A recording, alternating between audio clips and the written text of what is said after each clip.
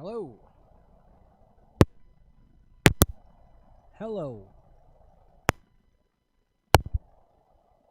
Yo.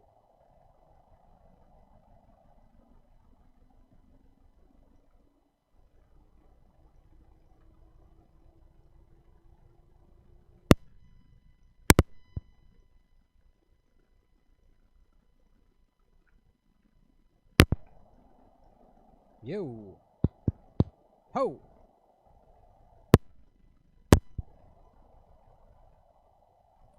Yo.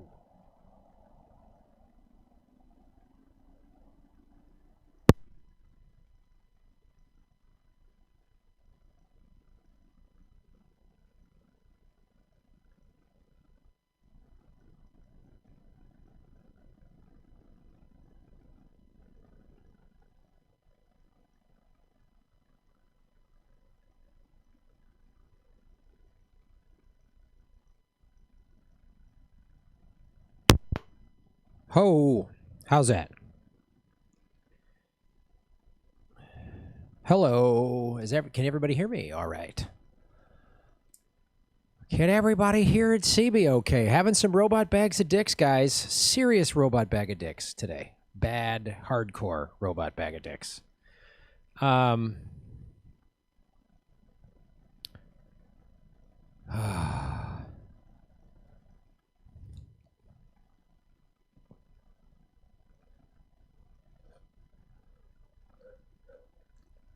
All right, good. OBS was riddled by a robot bag of dicks. My computer had to restart I was ready to go at 5 o'clock. I was like, boom, we're on time. Let's do it. And then the most greasy robot bag of dicks was thrown all in my face and all over this studio. So... oh.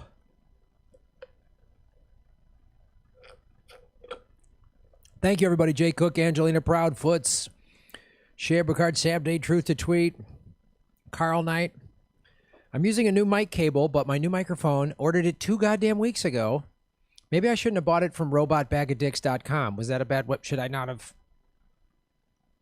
And their website says, we will fuck up all of your technology. Should I not have? Maybe I shouldn't have ordered from them.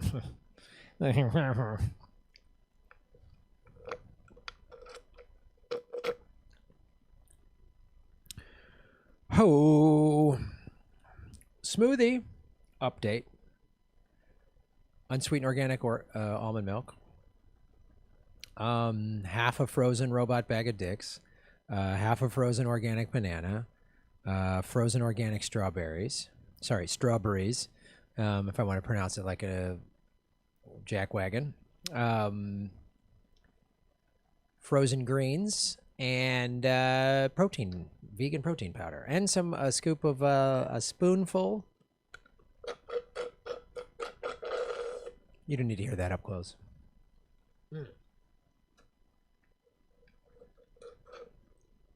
And some peanut butter.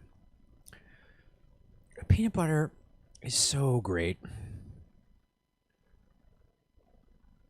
Now I'm drinking some amino electrolyte water in my Chicago Cubs World Series champion 2016.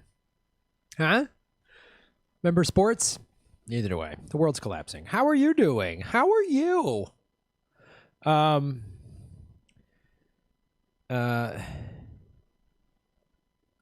It's robotbagofdicks.com in the plural. That's the real website. Somebody buy that URL.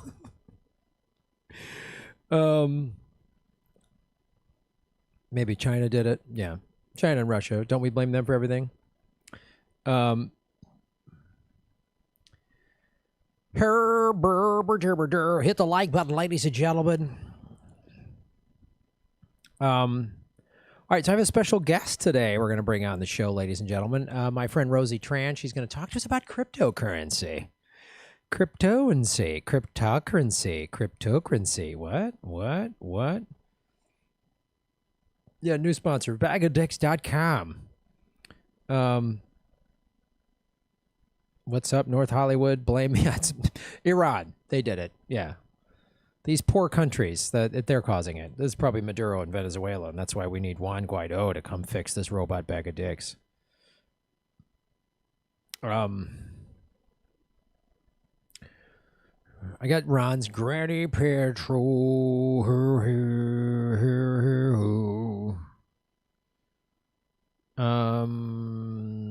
Comment on Nord Stream 2. I don't know what that means. Hi, Graham. I made it early this time. Just found frozen strawberries, cherries, kale mix for my smoothie. Oh, fantastic. Okay, hold on a quick second. I'll be right back.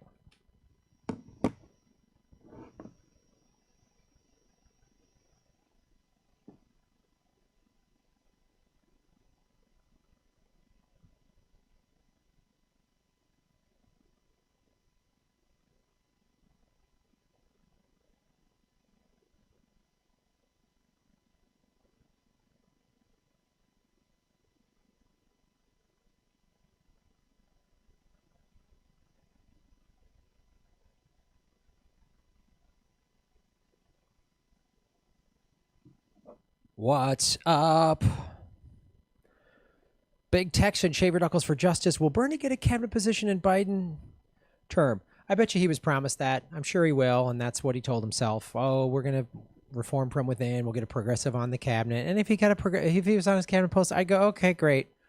But that's such a table scrap, and if progressives are like, we big win, you're suckers. It's a suck. I mean, yeah, I hope sure. But Biden ain't gonna do shit, and he's gonna be steered by the Clintons and the the Obama, Schumer, Pelosi war machine wing. So, I love you, Carolina 1961. Embedded Fate, shave your knuckles for justice. If Pelosi was a can of Goya beans, would they finally make AOC fight her? Why can't they stand up for anything? Shit, that's funny. Somebody make that meme and send it to me, and I'll tweet it. If Pelosi was a can of beans, a can of Goya beans, then maybe AOC would fight her. That's fucking brilliant. Oh, Anthony, shave your knuckles for justice. Graham is a 15-year-old is still in jail as we speak in Oakland County, Michigan, for violating probation by not having done her only homework. Free grace. Holy shit, that's insane. Thanks for bringing that to our attention, Anthony. Good Lord, we live in an insane country. Hey, Mares, I've hit my quarantine limit and I'm an introvert. Shave your knuckles for justice. Oh, God. Alex Birch, shave your knuckles for justice. When do you think the aliens will touch down? They might be here already, friend. That's why they keep quarantining us, because they're already landed and they're outside and they don't want us to see them. I don't know. That's my theory. Oh, man. Matt S. Shave your knuckles for justice. Thanks for supporting the show. Hit the like button, ladies and gentlemen. How's your Thursday, Graham? It's all right. It's okay. Got a lot of work done today. Went outside, did some yoga. Talked to Jimmy Dore. I haven't talked to him in a while. He told me about his traveling, and we were just talking about everything. Then I'm here to do this. So let me bring my friend on the show, Rosie. First, let me tweet this out.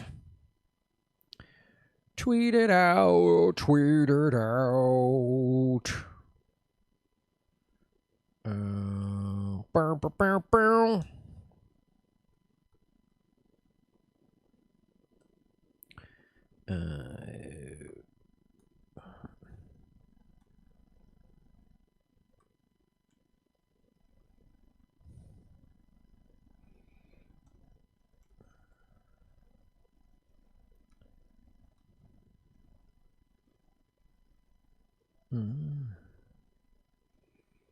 All right.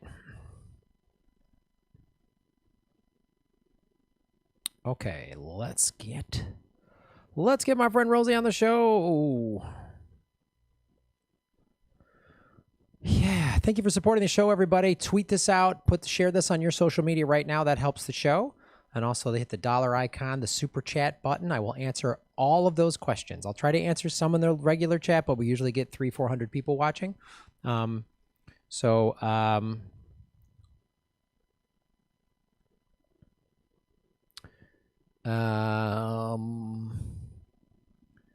So it's a great way to support the show, too. Bum, bum, bum, bum, bum, bum, bum, bum, bum, bum, bum, bum, bum, bum.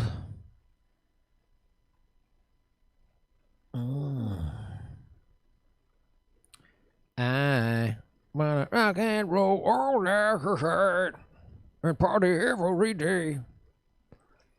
I think today I'm going to sing Party in the USA by Miley Cyrus as Eddie Vedder. That's what I want to do today. Remind me of that at the end of the show.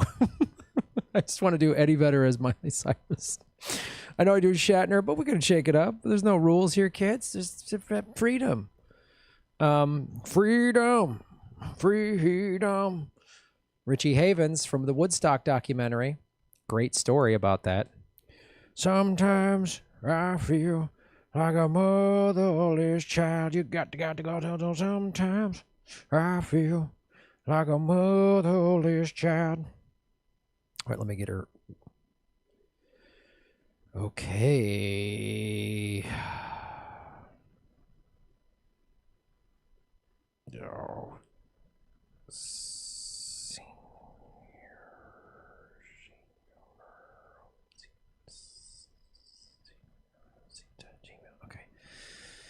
Okay, hold on.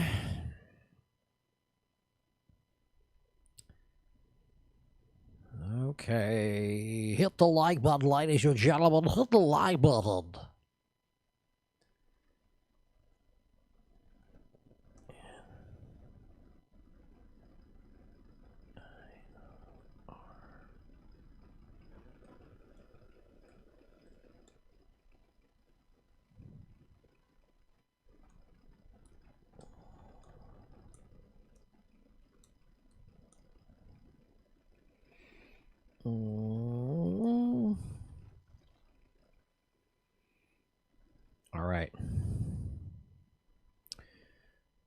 All right.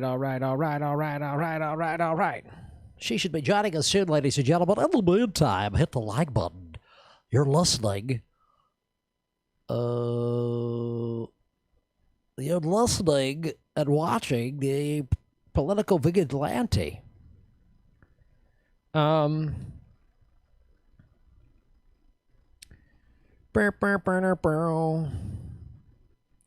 People are retweeting it. People are getting excited.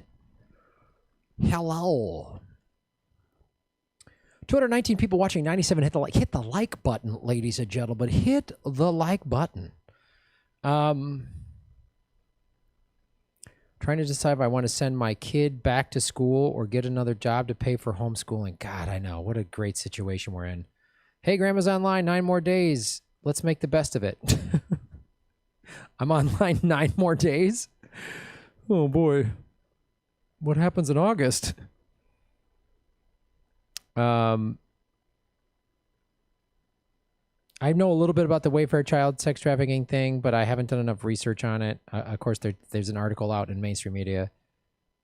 0.5 gram in a tiny box. God Lord, of course. Good Lord. Of course.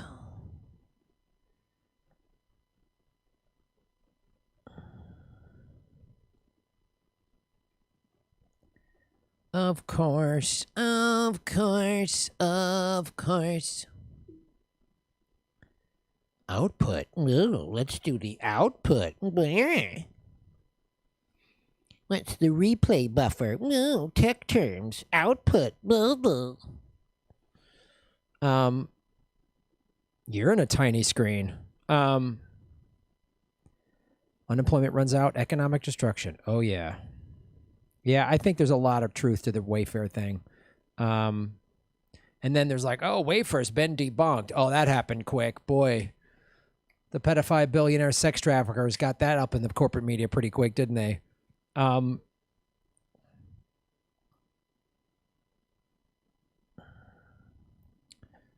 Let's see. Oh, here she is, ladies and gentlemen. All right, everybody, hit the like button. Do I look good? Does the lighting look good? Does my face look nice? Hey, Rosie. Can you hear me?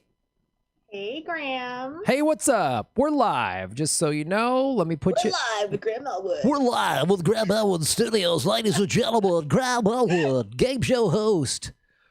Boy. Hey guys. Hey everybody. Here's my friend Rosie. I got to turn my camera off so you're just going to be able to hear me. I bet this is the first time anyone on Political Vigilante has had a Hello Kitty background. You're correct. This is the first time we've ever had a Hello Kitty background on Political. Although Dr. Jill Stein said she was going to do it, but she just couldn't.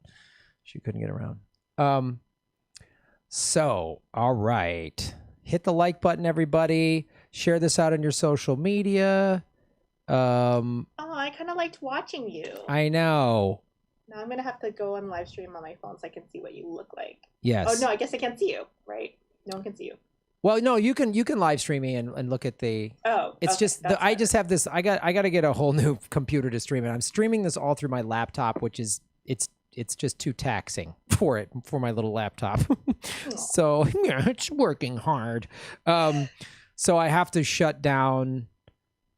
It's too much to stream it and then to share video with you. So, but if you turn on my live stream, you can see me. I don't know if I have, but now I'm like distracted looking down. So I'm going to just turn you off and look up. Okay. All right. Because the audience is more important than you. It is. The audience is more important than me, Rosie. All right. Hello, everybody. Welcome to the Political Vigilante. My name is Graham Elwood. I have a very special guest, your longtime comedian friend of mine, who's also going to give us, we're going to walk through a cryptocurrency 101 lesson with my friend Rosie Tran. Rosie, how you doing today? I'm good. I'm trying to stay sane in this quarantine. Why? What could possibly be challenging about this? What? I don't get it. Is there? The collapse of the entire world. Oh, just yeah. I don't know what's stressful about watching America collapse into itself and everything's going away. What would be stressful about that? Well, speaking of the collapse of things like fiat currency, I'm beginning to learn more about cryptocurrency. Obviously, I talk to my audience a lot about Rockfin. Is it one of the platforms that the show is on? It's a blockchain cryptocurrency platform. They pay all the content creators in Ray tokens. It's a token that they mine. And so we're all becoming part owners of it through that. And then I've started to get more familiar with converting some of that to Bitcoin. And then, of course, you can convert it to cash. I've done a little bit of that. So, but I'm new to the crypto space. I'm very new to it. And I'm really, really shocked when you called me actually before the podcast to talk about that, because I feel like you would be super into cryptocurrency because of what it represents and what it means for the financial institution. So I'm definitely happy to educate some of your audience so they can get pro crypto as well. Yes, and that's the thing. It's one of those things I've heard so many people talk about it. And when I started using Rockfin a year ago, I was like, yeah, okay, I kind of get it. I mean, I learned about MMT 2 years ago, which was great. And I've been educating myself and then educating my audience on that. And some of my audience, I'm sure, is very up to speed on crypto, but many of them probably are not. And they should be up to speed on it because the the Fed is destroying our lives. Yeah, that's one way to be. Yeah, they're just printing money and just like propping up Wall Street, and so we're not even in the thick of how bad this economy is going to get. And so I think crypto is now more than ever something we should all be aware of. So why don't you just give all of us kind of a basic, like, what is crypto and kind of how it started? Basically, some of that phone conversation you and I had a couple weeks ago. Sure. Well, before I get into that, I actually want to talk about the Fed because some people really don't understand why the Fed does what it does or anything about our financial system. Unfortunately, financial education is not taught in school, and that's done on purpose, Graham. Yeah. And so that is done to keep the class system in our country, unfortunately. And so a couple important dates, this may sound really boring, but I swear it's important. 1913, when the Fed was created, was before that, the United States actually printed their own currency before they had a centralized bank. And then another really important date was in the 70s when Nixon switched us over to the gold standard. Switched us off of the gold standard. Yeah, off of the gold standard. You're correct. So before, a dollar was backed by a piece of gold. And so that's what gave the money value. And after that, Nixon took us off the gold standard. we became based on the full faith of the US government and the petrodollar. So a little bit more dangerous and not a steady currency. So that's kind of the background. We also have an inflationary policy in the United States where we're very pro-inflation. So for those of you who don't know, inflation kind of exacerbates income inequality and by making things more expensive. So I'm sure, Graham, I'm not sure if you're still in Santa Monica, California. Yes. So, you know, about 56 years ago, you could buy a beautiful home on the beach in Santa Monica for about $30,000 to $50,000. And what is the cost of the house now? Oh boy. Well, it's hard to say now with the what the quarantine has done to the real estate market, but basically like a 3-bedroom, 2.5 bath condo was in the neighborhood of about $1.3 million, and that's 4 blocks. I'm talking about the condo that I had that Obama let the bank steal from me. So I'm using that as a as a reference point. But now, I mean, you want to live on the beach, like if you have like a condo on the beach, like I know some people, a friend of mine is in a really like, he bought in the 80s, he bought some condo, 2-bedroom, 2-bath on the beach, and now it's in the $2.5 million range. Like it's completely unaffordable. So $2.5 million, not $30,000 to $50,000 range at all. No, a couple more zeros from there. Yes, a couple more zeros. So that sounds awful, but in that time, real wages haven't increased with that inflation. So you can see that inflationary policy that the Fed puts into effect doesn't exacerbates income inequality, right? Wait a minute, isn't minimum wage $150 an hour? No, it's not. Oh. So the zeros haven't been added on. Oh. Yeah. So it's not kept up with inflation. So the prices of homes are inflating, the prices of real goods are inflating, the prices of college is inflating, and part of this is due to different corrupt reasons, but the majority of it is because of the Fed's inflationary policy. Mm-hmm. And so that basically means that we print more money and that devalues the money. And so this will make sense to crypto later. So about 10, 11 years ago, and I want to tell you, hold on real quick. I wanted to, just to my audience who watches my show a lot, and I have a whole MMT playlist, and maybe I'll even start a crypto playlist. But it's this very much ties in, because when I talk about MMT on this show, when people say, how are we going to pay for Medicare for all? It's like, well, the same way we just pay for wars. The Fed just prints the money and it's just paid for. So it's like, we could pay for all of these nice things if we wanted to, the way we do this inflationary. We could with this inflationary money. But the problem with the inflationary policy is that, I wish we were using the money that we print for UBI, Universal mm-hmm. Basic Income, or Medicare for all. Mm-hmm. But instead what we do is we print that money and it props up different parts of the economy, like investments, speculative investments, like I said, the cost of housing, the cost of other things. And in that time, we're not able to also pay down our deficit, our debt, because right. The debt is now also ballooning due to increased borrowing. And so we have increased debt, we're printing money, but we can't keep up with all the debt that we're accumulating as a country. So the books are very uneven. So I would love UBI, I would love Medicare for all, but that would also include more printing. And so the problem is that this issue needs to be fixed now, and no president is willing to take it on. Barack Obama wasn't willing to take it on. Donald Trump definitely isn't willing to take it on. And the reason that they're not willing to take it on is because we're in such a mess, Graham, that by the time they are done fixing it, it's going to be another presidency and they're not going to get any credit for it. So instead of helping the greater good, they are thinking about their next 4 years. So it's going to take a concerted effort from both sides, the right, the left, and independents, and also a president that is really visionary and willing to take on the establishment, and also willing to not get credit for all the hard work. And I'm not sure if someone like that exists.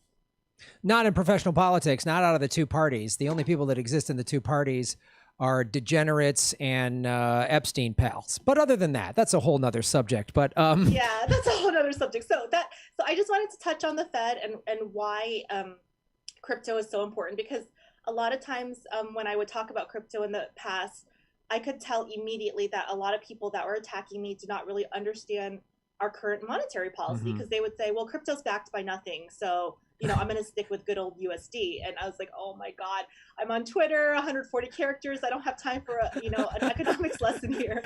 But essentially, our dollar could be worthless at any moment. And if you don't, believe me, just look at the world's economy. Look at Venezuela. Venezuela had a dollar, or a currency, excuse me, that was pegged to petroleum, the petrodollar. And right now their currency is absolutely reeling, and the inflation is out of control. They're having a huge currency crisis right now. So what I'm talking about is not a conspiracy theory. It's not some crazy, left wing or right wing out of the box weird policy. It's actually happening right now in the world, and it's happening in Venezuela, and happens a little bit in Turkey. So this is something that is real, it's looming, and it's really scary. Yeah, and we've a lot of that. We're sanctioning Venezuela because they, going back to Chavez, won't give us their oil, so now we make them bad guys. If they gave us their oil, they could do whatever the hell they wanted. Like Saudi Arabia, they can chop up journalists and put them in a garden, and and we're okay with it. So it's so you're right. So much as this is tied to the petrodollar, and people that think that the crypto is backed by nothing, and the dollar is the dollar is actually backed by absolutely nothing. It's really scary. And I've actually was really scared in 2017, before I get into what actually crypto is. In 2017, there was a huge crypto rally where the price of Bitcoin almost went to 20,000. And a lot of news outlets started following crypto and talking about it. And I was horrified, as someone who's been in the crypto space since the very beginning, to see a lot of news journalists misrepresenting crypto, talking about it in a very sensationalized way. The mainstream media kind of just very uneducated. And it's really scary because there's a lot of old white men who don't know anything about technology, who are looking to regulate cryptocurrency in Washington. And so I'm a little bit scared about that, Graham, because, even the Supreme Court justices, like I love RBG and some of the justices on there, but a lot of them don't even know how to use technology. They're in their 80s and older. And so they're going to be making decisions on Supreme Court cases that involve cryptocurrency very soon. In fact, there's some on the docket, and they don't really understand what it is or know what it is. So it's a really scary time for a technology that I think is going to revolutionize the world. Yep. All right, so let's get into what it is. So let's talk about Bitcoin. So Bitcoin was the first cryptocurrency. About 10 or 11 years ago, an anonymous programmer called Satoshi Nakamoto, Nakamoto, I don't know. I messed it up, I think. Created a white paper in which he or she, we don't know who it is, created a algorithm for a digital decentralized currency. Now, that's just a really fancy word to say that it's money that's digital. It's not a physical currency like the USD. And before I get into that, and again, a lot of crypto critics are like, well, it's not real because it's digital. And that's actually not true, Graham, because about 80% of our current money supply is not real. So people Venmo each other, they PayPal each other, they send money via ACH, via wire. And all of that is, the banks don't send a suitcase of $1 million from one bank to another. They just digitally upgrade their ledger, their financial ledger. So most money is actually digital already. And decentralized, that's just a fancy word that means that there's no one central entity controlling it. So, for example, a central entity would be the Bank of China, or the Federal Reserve of the United States. So decentralized just means that it's a world currency, and there's no one entity that polices it or controls it. And that's actually the allure of cryptocurrency, is that it cannot be corrupted by a single entity. And that's what's going on right now with the Fed. The Fed is, as you mentioned, we're putting sanctions on Venezuela, we're overprinting money.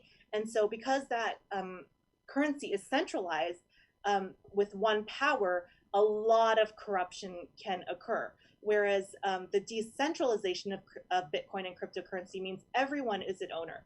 So it's kind of like a co-op for money. Does that make sense? Yes, it does. Yeah. And just to give the audience here, what Rosie is talking about is other subjects that I've talked about at great length, which is like China, America, Australia are what's called monetary sovereigns, meaning we print our own currency. And so I've talked about this a lot. When China went off the petrodollar and started using the petro yuan, that's when, China is our evil enemy. And when they're trading with Russia. I did this. This happened March 13th, right when the quarantine started here in the States. They brokered a deal between Russia, China, and about a half a dozen Central Asian countries who used to trade like goods, physical goods. They used to buy and sell them, like Kazakhstan would sell stuff to China or, to India, whatever. These countries would trade using the US dollar. Now they got rid of the US dollar and they're using their own currency. So that's another reason why we allegedly hate China so yeah, much, right? Well, yeah, because it's a coronavirus is from China, so we have to blame them for everything because they're actually crushing us economically. So that's, to my audience, I want you to know it's something I've talked about a lot on this show, and that's why I wanted to bring Rosie on here to tie crypto into all of this. So I'm sorry. And also, there's a lot of scary things that central governments can do with your currency. I don't know if you remember this, Graham, or if you talked about it on your show. I am a fan of Political Vigilante, but I haven't seen every episode.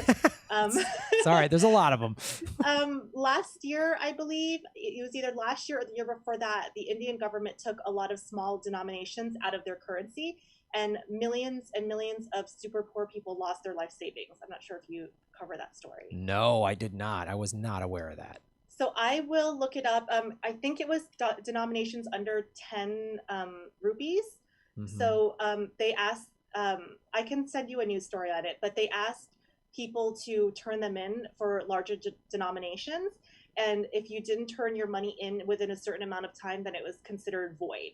So the Indian government just decided to do this out of left field. Wow. They gave the Indian people very, very little basically warning. And a lot of people in India live in the countryside. They're impoverished. They have their life savings. They have no access to banking. They have their life savings, in like a box or under a mattress.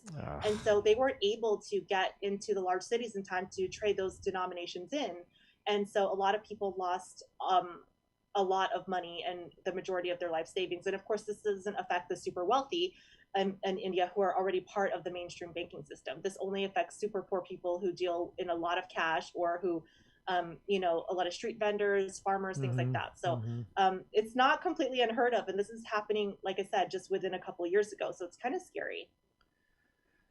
Yeah. And as we're sitting here, the CARES Act just put $4.25 trillion into CEOs in Wall Street, basically, while Americans got $1,200 and good luck, and let me just say that not only that, but I know people that still haven't gotten their refunds or checks from the IRS. Yep. I am definitely, I'm not a multi-millionaire or anything like that. I'm a comfortable person, but I didn't get my refund for about 3 months, the $1,200. So luckily I had savings, but if I didn't, I would have been screwed. So it's really, really scary how they're treating the average person. Yeah, and all these evictions are going to start because they said you don't have to pay your rent. You can't get evicted for 90 days, but they didn't pay anybody's rent. They didn't rent freeze. They didn't give land property owners and apartment owners and condo owners. They didn't give them money to say, oh, you don't have to pay like other countries have done. They just said, good luck, and there's going to be probably in the neighborhood of 28 million evictions coming up. And it's just like, this just shows you, like you're talking about, the government can just do what they want. And they really can do what they want. And they really are not beholden to you. They're beholden to the lobbyists that give them money. Mm-hmm. They're beholden to the ultra wealthy. Unfortunately, the average person, poor person doesn't vote.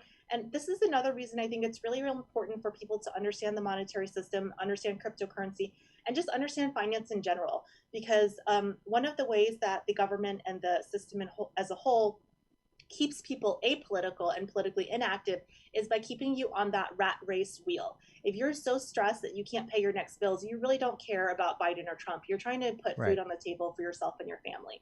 And so when you have a little money put away, when you're not so stressed, and again, studies have shown when you're financially stressed, you make more poor decisions, you're less politically active, and that's where your power is. So by keeping people on this kind of hamster wheel of poverty, people are not able to be politically active, and that's a really scary thing. Yeah. So then, okay, which is another reason to get more knowledgeable about crypto. So you said it was started by this anonymous person. So we don't know if Satoshi is actually a person, a male, a female, or a group. Right. The theory is that it is a group of programmers that just wanted a better currency, world currency for the world. So again, I mentioned it's decentralized. One of the most important things about Bitcoin and other cryptocurrencies is that it's immediate. So and so if you want to send money, for example, to your cousin in Vietnam or my cousin in Vietnam, right now there's no means to do it. You know, there's PayPal isn't effective. Some people don't have internet. Sometimes you have to go to like a Western Union and they charge exorbitant fees, or a payday lender type contact because there's no local bank. And so Bitcoin and other cryptocurrencies are immediately. They're very cheap to send because they send over the network, and they're very, very secure. There was a big hack today on Twitter, and people keep calling it the Bitcoin hack, but Bitcoin actually wasn't hacked. Twitter was hacked, and Bitcoin is so safe, and all of these cryptocurrencies are so safe because they have very complex algorithms that you have to solve in order to send the money, get the money, and you have a private key, which is your personal identity to get your money. And it's so safe, in fact, that if I printed my private key, or if I printed my Bitcoin address, excuse me, on a billboard, nobody could steal my money unless they had my private key. It's an authentication system. Right. And so it's actually so secure that if you yourself lose your private key, there's no way for you to get that money. And that's happened to me. I actually lost a couple $100 because I lost the private key to a wallet, and I paid multiple black hat and white hat hackers online, and I was not able to get that money out. So it's really, really, really secure. And so that's another awesome thing about it, the decentralized aspect of it. And also, you know, when it first came out, a lot of people were saying, oh, it's for crime, it's for criminals, it's on the black market. And actually, the majority of black market transactions happen in cash because it's traceless, and you can't really follow the trail for cash. And that's another secure thing about Bitcoin and cryptocurrency, is that there's a public ledger where all the transactions are recorded.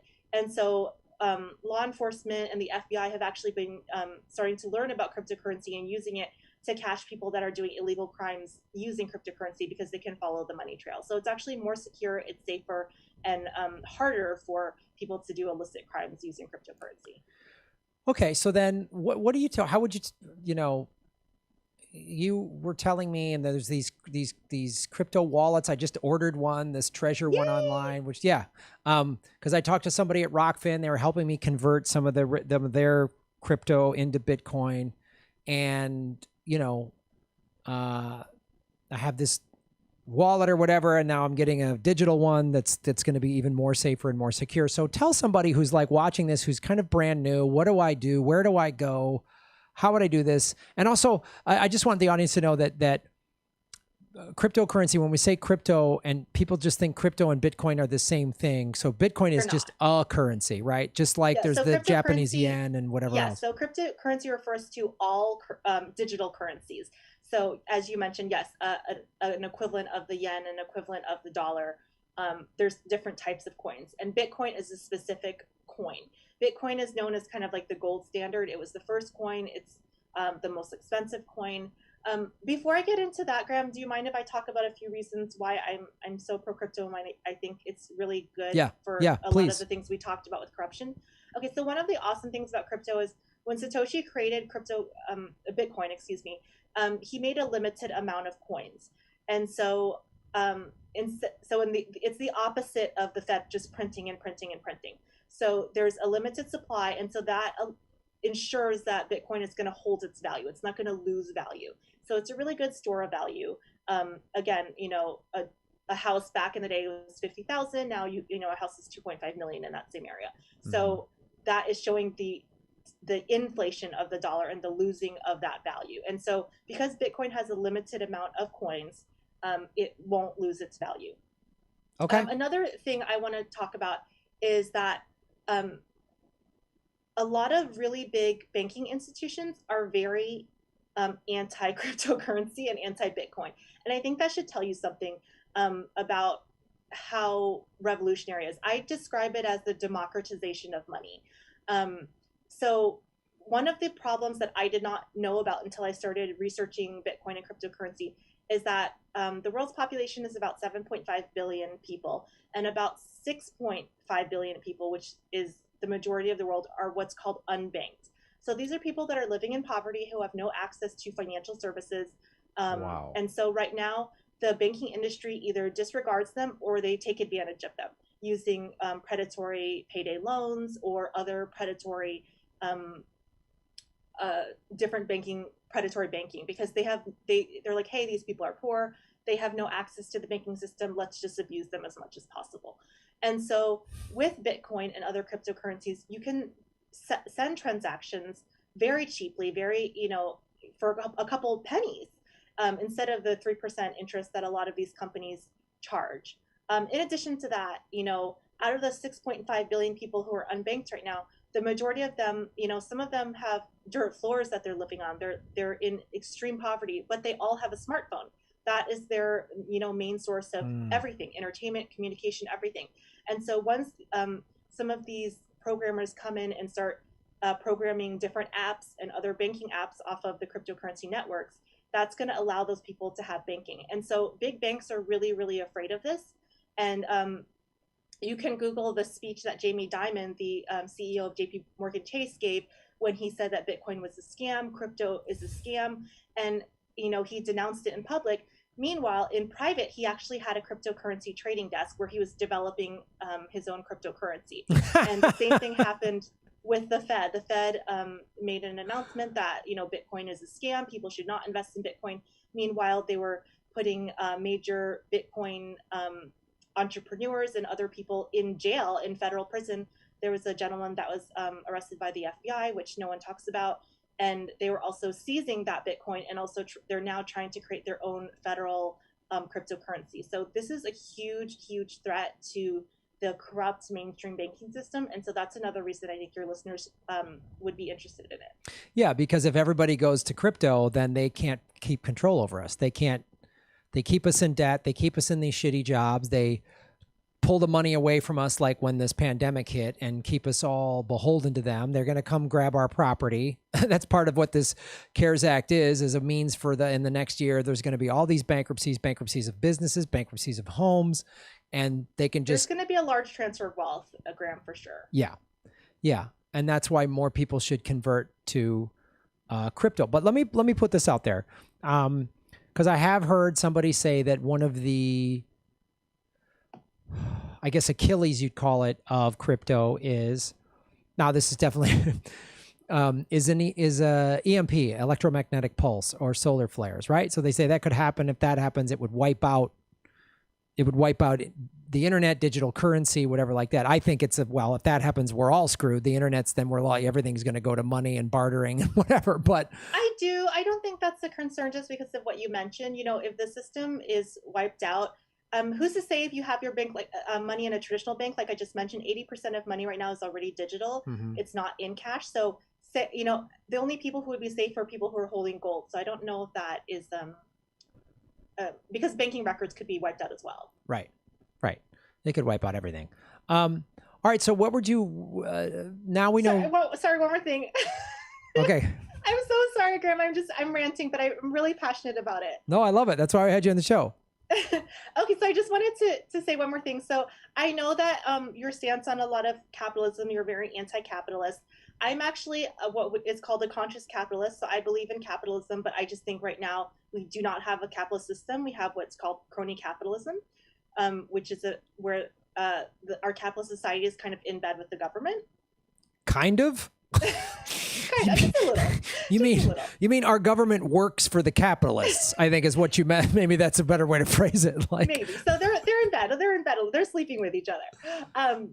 So I do actually at my heart believe in a lot of capitalist principles, but I just don't think they're being applied right now. However, one of the most horrific, I think, corruptions of capitalism is something known in the investment system as accredited investing. So accredited investing is it's a special investments like hedge funds or other things that only people who have $1 million net worth and over are allowed to invest in. Mm-hmm. And I actually think that this is a complete, corruption of the system, because basically these are special handpicked investments for the ultra rich, and the average person doesn't have access to them. And so one of the awesome things about crypto is that it's some of the cryptocurrencies are creating crowd-funded investments. So you can crowdfund certain investments through cryptocurrency and raise money, and then you can make money off of that as well. So I'll give you an example. Like Snapchat is an example of a corrupt investment. You know, they, I think, were worth a couple $1 billion, and only a select few were allowed to get in on that investment. And so the very, very few made billions and billions of dollars, while the average person like you or me, we didn't have access to those types of investments. And one of the excuses for not allowing the average person to invest in those things is that they say, oh, it's too risky, the average person isn't smart enough, and so you have to have this 1 million net worth or higher to be able to invest. And so with the STOs, which are called securitized token offerings, they've just been approved by the SEC. The average person can invest $10 or $100 or something in these STO offerings that are going to be backed by real estate or other investments. So it allows the average person to be involved in the system and make money too, instead of just the ultra, ultra, ultra wealthy. Right. That sounds a little more like socialism, where workers own the means of production. It's a more fair capitalism. I don't like the system right now. I don't think it's perfect, but I don't think capitalism itself is evil. I just think what we have right now, which is a completely bastardized system, I think that we just need to put some guardrails on, if that makes any sense. Yeah, I think it's the root of everything that's evil, racism and everything else. But that's I guess a topic for another day. But a reason to like crypto is it evens it out, because capitalism, it evens it out. It's a root cause of racism, of sexism, of all this discrimination and all of this systemic racism, and all of these things are I could tie anything to capitalism, quite honestly. But so what do you, now that the person who's watching this, who's like, okay, I'm interested, where would you send them? What's there some good blogs or websites or videos, or if there's so for the average person, so when I got involved in cryptocurrency in 2009, I felt that I wasn't smart enough. I said, okay, cryptography, my head's spinning. I don't know anything about programming or algorithms. Like, this is way above my head. But thanks to the internet and the awesome people on the internet, a lot of this information has become more easily digestible. So anyone who wants to learn more about cryptocurrency, I would advise for them to go onto YouTube and check out there's Crypto for Kids. They have Bitcoin for Kids videos. And I'm not trying to demean anyone and say they're an idiot, but sometimes a lot of people in crypto get really heady, they get really jargony, right. They start talking about a lot of technical things, and I think that can be really hard for people to understand. So I myself love looking at the Crypto for Kids videos. It just shows how easy it is to understand. And also Coinbase, where I have some of my crypto accounts, they have these videos called Learn to Earn, where you can actually watch their videos and learn about crypto, and then at the end you get some crypto. So they actually pay you for watching those videos. Yeah, that's great. Like I just, I have a Coinbase account now, and I mean that's where my crypto is until I get this, that digital wallet thing. And so that's another thing that you would recommend too, is like maybe having some of it spread out in multiple places where it's not all in one thing that you can lose, or. I would, as a backup. I mean, I wouldn't say like have 10 accounts, but I do have 3 or 4 crypto accounts myself. So I spread it out a little bit. And like I said, it's very important to make sure that you keep your private key in a safe place so that you don't lose it, because it's so secure that you yourself will not be able to get in if you lose it. And the private keys are really hard to memorize. They're like 20 letters, and right. They don't make any sense. It's not like a password like that you would use. It's random letters and numbers. Right. Okay. So that's a good, that's because I started doing that too. I started watching some, just like, I think even the people, like there's a Bitcoin 101 video that I've watched on YouTube. And like you say, Coinbase puts out their own videos, which are very informative. So, all right, Rosie. Well, thank you so much for taking time with us today. Where can people follow you online? Oh, so before I get into that, I also want to tell people to check out the book Internet of Money. Okay. It was one of the books, you can get it on Amazon. It was one of the books that helped me to understand cryptocurrency, and the way that the author writes it is very in layman's terms. So it's a good way to understand it for the average person. I'm on Twitter at Funny Rosie. And I'm on Instagram at Out of the Box Rosie. I have a podcast called Out of the Box Podcast, and you can find that on Stitcher, iTunes, or YouTube. Yeah, I've been on it. So yes, you have. You're my first guest, Graham. Yes, I was guest number one. My very first guest, and then you were like guest like 80 or something. Yeah, I've been on twice. I think I'm the only person that's been on twice, or you've had other multiple guests. At the time that you were on, I think you were I have had a Supreme Court guy that is trying to reform the Supreme Court. Gabe Roth, Fix the Courts. He's been on, and he was really awesome. Nice. About the corruption with the Supreme Court. So it's kind of stuff like you talk about on political vigilante. It's not as political leaning as you, but it's just out of the box stuff that, I wish I would have known. It's non-mainstream, no conspiracy theories. Everyone that I have on is an expert. I've had like Nobel Prize nominees and people like that. So I think it's really awesome. And I really want you guys to get into crypto because it is a democratized form of money, and it's putting money in people's hands and giving you control instead of the federal government and the Fed, which is a very, very corrupt institution. Yeah, and it's the thing I say on this. I've been saying it on the show since I've been doing it for 3.5 years, which is vote with your dollars. And one of the ways to do that I've talked about is trying to, like, I've tried to get some my money. I'm slowly migrating it into like credit unions, but this is an even better way to pull the money out of the big banks that have this control over us and put it into crypto. It's another way for everybody out there watching the show to empower yourself, and all they respond to is money. Look, the Washington Redskins logo just got taken down because of money, because people pressured FedEx, and FedEx said, uh-oh. And look, the NFL needs new young audiences, and millennials are the slowest percentage of people watching the NFL in the history of the NFL. And they're well aware that millennials and Gen Z don't give a shit about football. And they're like, I'm not watching a football league, let alone a team that has a racist mascot. So when I talk about these things, about how much voting with your dollars matters, look, 3 pipelines just got shut down. And I have to believe that a big part of that was the divest movement, especially with the Dakota Access Pipeline. It's a thing I did videos on about pull your money out. I pulled my IRA out of Wells Fargo and I put it into a credit union. Thank you. Do not support Wells Fargo. They're awful. They're awful, man. They're awful. I just had to open up a new IRA for my account wanted me, and I did it at my credit union because I just didn't want to I still have some business accounts at Wells Fargo, but I'm slowly migrating them. No, get them out. I know. They're awful. The bank is awful. The bank, all the big banks, Chase, Bank of America. Don't get me started. They're all awful. Local credit union and cryptocurrency. That's all you need to know. It's your money and you deserve to keep it. That's the only thing. You have to understand, people slave away. The tax rate is over 30%, and people get taxed. There's hidden taxes, sales tax and other taxes like that disproportionately hurt the poor and middle class. So you are being taxed over 50 or 60%, and that money is definitely not going to basic income or Medicare for all or things that help everyone. And so I think that you deserve to keep the hard-earned money that you work for. And so cryptocurrency is a way to maintain that money and not lose it to inflation, which is another hidden tax. Yep, another hidden tax. Well, Rosie, thank you so much.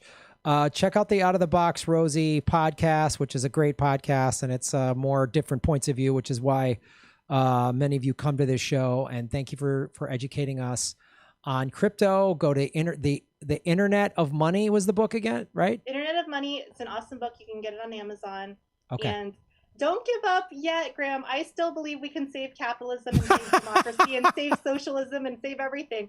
I don't think that any of those things are evil. I just think that we need to reform them. So I'm still very positive, even though it's a very scary environment. Well, in the same way you were shocked that I didn't know more about crypto, I'm shocked that you're still pushing for capitalism after learning all this about crypto, Rosie. I think we can save it. I still think we can save it. Socialism's not evil. It's just workers only means of production and democratic socialism. Socialism is evil, but I'm talking about people who think it's evil on the right. I don't think socialism is evil, and I don't think capitalism is evil. I think that our institutions are far off from the ideals that they were built upon, and so I think that we can save them. There just needs to be a lot of reform. Okay, well, I'll give you some books to read. Thank you, Rosie, for taking your time today and coming on the show. So check out her podcast and get knowledgeable about crypto, everybody. All right. Thanks, Graham. Bye. Bye. Have a great day.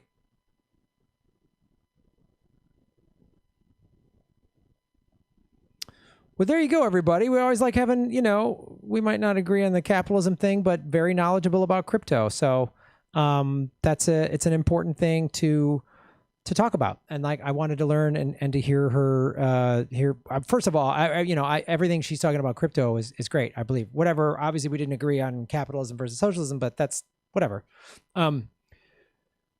So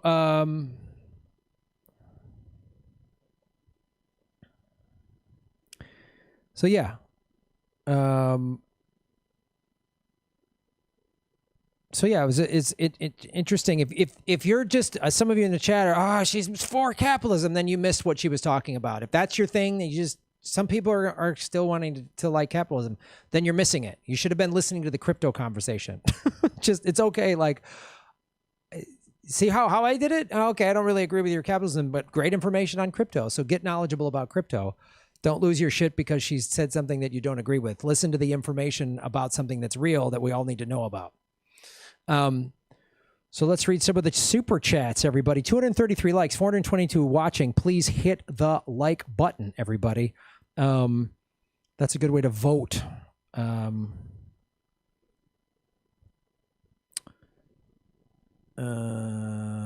We did Alex Birch. When do you think the aliens will touch down? We did that. Mad S. Aiden Daniels, shave your knuckles for justice. What do you think will spark the next wave of riots and protests? Well, it's the stuff. Hold on. Let me just take a drink.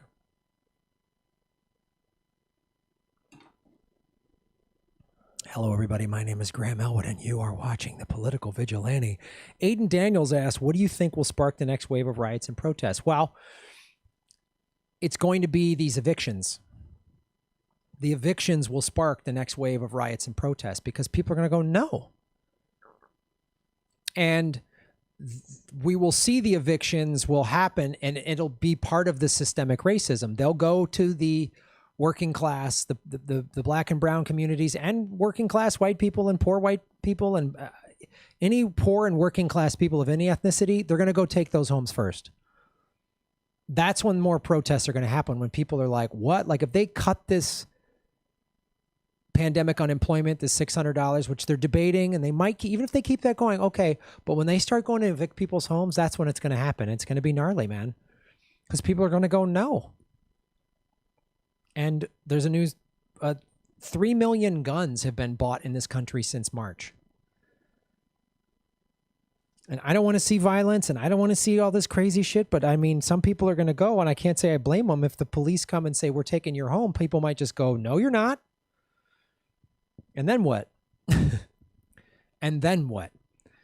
So when people start losing their homes, and when people, when there's food shortages or whatever, when the economy right now is being propped up. So we're not even really in a Great Depression yet. We're going to be. It's still getting propped up, but it's going to be when these evictions happen. That's when people are going to go, what? And look, that's when the labor riots and everything started in the 20s and the 30s. When people were losing their homes and just living on the street. We've got all these people living on the street. And I don't know. I hope that's when people realize, especially these like white nationalists have so much more in common with like working class people of color than they're so angry at the wrong people. It's unbelievable. Like, the black man and Latinos took my... No. Billionaires took your job. And that's who's going to take your home. That's who's going to take your business. So that's probably what it's going to be. 28 million evictions we're looking at. And since Wall Street was given $4.25 trillion, part of that money is so they can go come and steal your home. And I just think like that is what is going to be it. I mean, when the whole quarantine started, I've said this before on the show. I go, we haven't even seen it yet. When people haven't. Now all the numbers have spiked again, so everything's going to get like here in California. We're starting to close stuff back down again. The gyms got closed, the nail salons got closed, restaurants can only be outdoors. Okay, it's summertime, weather's nice. But what are we going to do in the winter? And this is Southern California. Well, okay, we can put heat lamps, but what are you going to do in the northern states? What are you going to do in Minneapolis and Wisconsin and Chicago and Indiana and all these states that have long, cold winters? You can't, there's only about 3-4 months out of the year where you can eat outside. And even the eating outside, which is, hey, I hope these businesses last, but it's going to be, that is just life support. I mean, and you're going to have all these hotels go out of business, and they're going to have to do something. They're going to have, the government's going to have, and if they don't, then there's going to be mass protests and riots. And if they stop pumping, eventually the Fed's going to stop printing money. Eventually they're going to probably stop. And then what? Then what? It's all the more reason why I've been doing more research on cryptocurrency. And I had my friend Rosie Tran on the show to talk about it from her podcast, Out of the Box Rosie. And I've started to do more, watch videos. I've converted some money into crypto. So I think this is what's going to happen.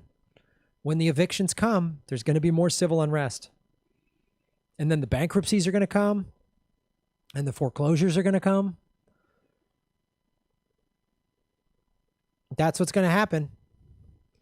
Hopefully in there, that's why you see the corporate media is pushing this race divide, this race war so hard. I'm not denouncing or trying to minimize that there's racism in this country. There are people who are these white nationalists, and they're scary people, and black men are being lynched. That is for real. That is not it's a handful. No.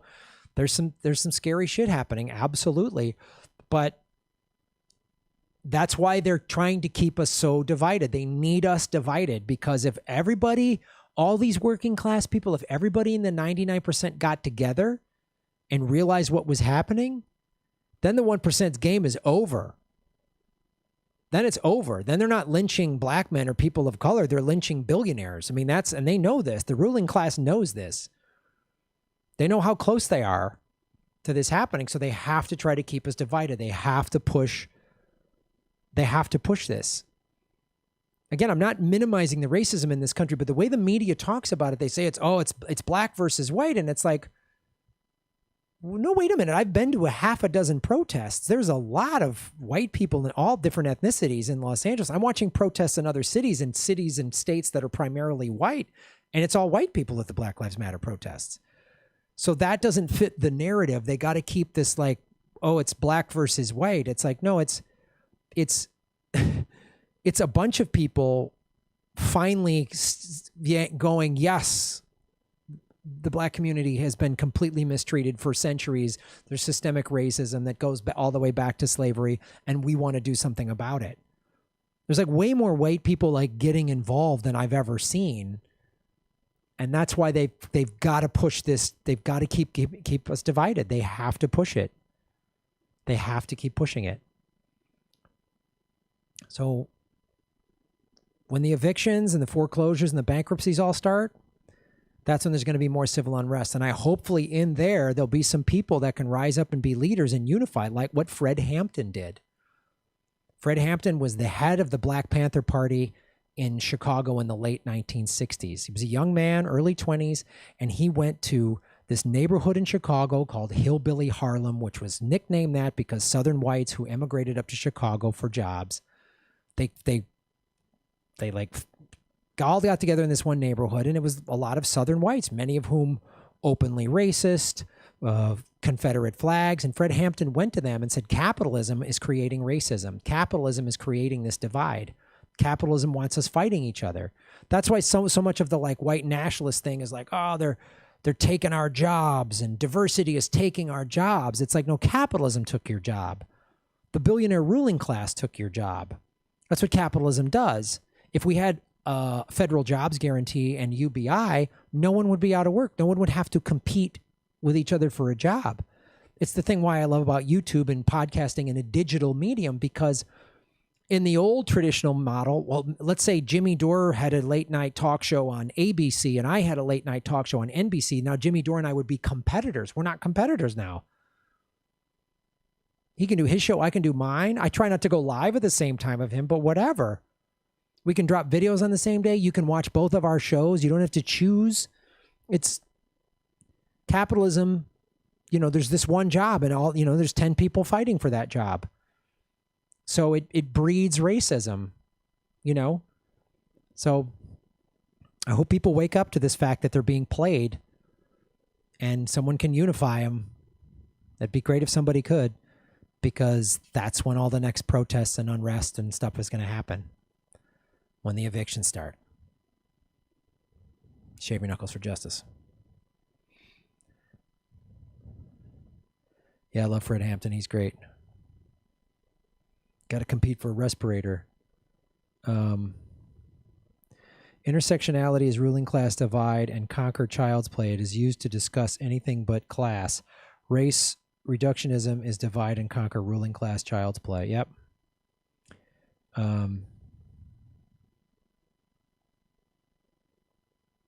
Just in case it's humorous to say I attended public school. Graham, buddy, capitalism breeds competition, which breeds a better product. Uh-huh.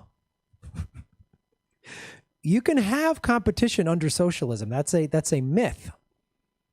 Socialism just means workers own the means of production. So you could have a shoe store that's socialist where the workers own the means of production. The worker own it. It's a worker cooperative.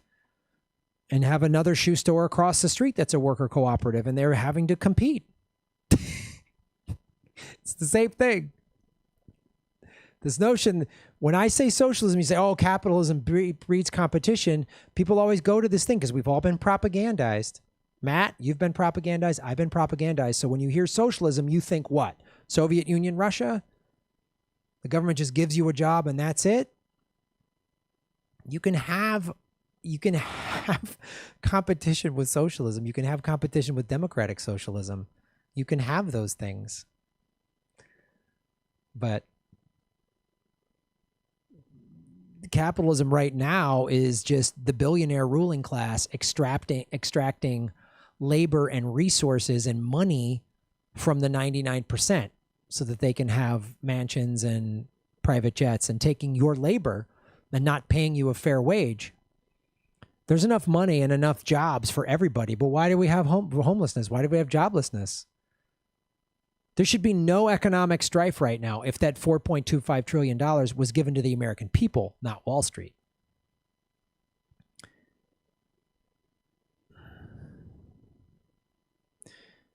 It doesn't breed a better product. It breeds a crappier product. Yeah, because people aren't paid real wages, man. You know? It doesn't... Karen Webster, shave your knuckles for justice, Karen. Please don't say the C word. Clinton. I'm sorry, Karen. I'm sorry. If I offended you by saying that C word. Oh, it's fucking hilarious as shit. Matt S., shave your knuckles for justice, Matt. Thank you for supporting the show. 276 likes, folks. There's 444 people liking. We got to get the likes up to 400 right now. If you haven't hit the like button, hit it right now. The market dictates what homes are worth. 3,000 square feet in Detroit ain't 3,000 square feet in Santa Monica. People can buy the homes from equity. I couldn't buy my house cold now. With equity, I can. Just a thought. Well, that's the thing. And yeah, a fair market, but as Rosie was pointing out, the market has been unjustly pumped up because so the last housing crisis, right? In 2008, everybody lost their homes because there was a housing bubble and that the mortgage industry fucking created, right? And then when the housing crash happened, thanks to Bush and Obama giving a $1.5 to $2 trillion in stimulus plan, they then bought up all of these foreclosed homes. Mortgage companies and rental companies bought up single-family homes and rented them out and drove up the price. So that's just not, hey, that's what the market. No. It was unfairly done by Wall Street, by the billionaire ruling class. That's the point here. When you preach, oh, free market, It's not free. It's not, hey, that's just what the market does. No. They are manipulating the market. The 1% ruling class manipulates the market. They manipulate the stock market, and they have pushed these home prices up there for their own gain. And wages haven't matched it. CEO money used to be like something like 10-1 to the employee, right? Now it's insane. CEO salaries have gone up something like, I'm not exaggerating, 500%. I did a video on this a while ago, so I forget the actual, it's like 500%. And workers' wages have literally gone up about 15% in the last 4 decades. So that's not, hey, that's the market. No. It's completely out of whack. And it's socialist for the 1%. We get rugged capitalism. We get toxic capitalism. They get socialism. They get bailed out. And we're screwed. And a housing market that does that doesn't benefit the 99%. And it's going to happen again. You want to defend Wall Street, you want to defend free market capitalism, it's going to come and punch you right in the dick, man. It's like the people like, I'm not wearing a mask. And then like this 37-year-old Marine's like, I'm not wearing a mask. He got COVID. 3 days later, he's dead. AKY Woman 1, Shave Your Knuckles for Justice. Read Language Older Than Words by D. Jensen. Okay, I don't know much about that book. Thanks for sharing it with us. Matt S., Shave Your Knuckles for Justice. Where are you on online voting? Is it the future, or does the right have some points with it being hackable? There's a reason. So here, I am so on board with online voting.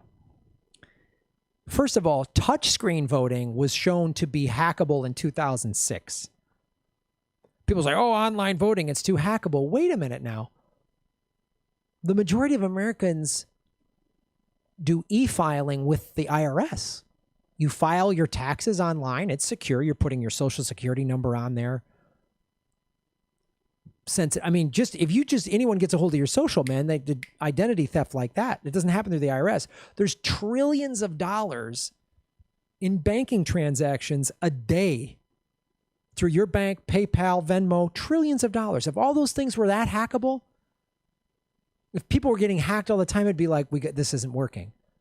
So you're honestly going to sit there and tell me with the blockchain, we couldn't come up with a secure online voting? Of course we could.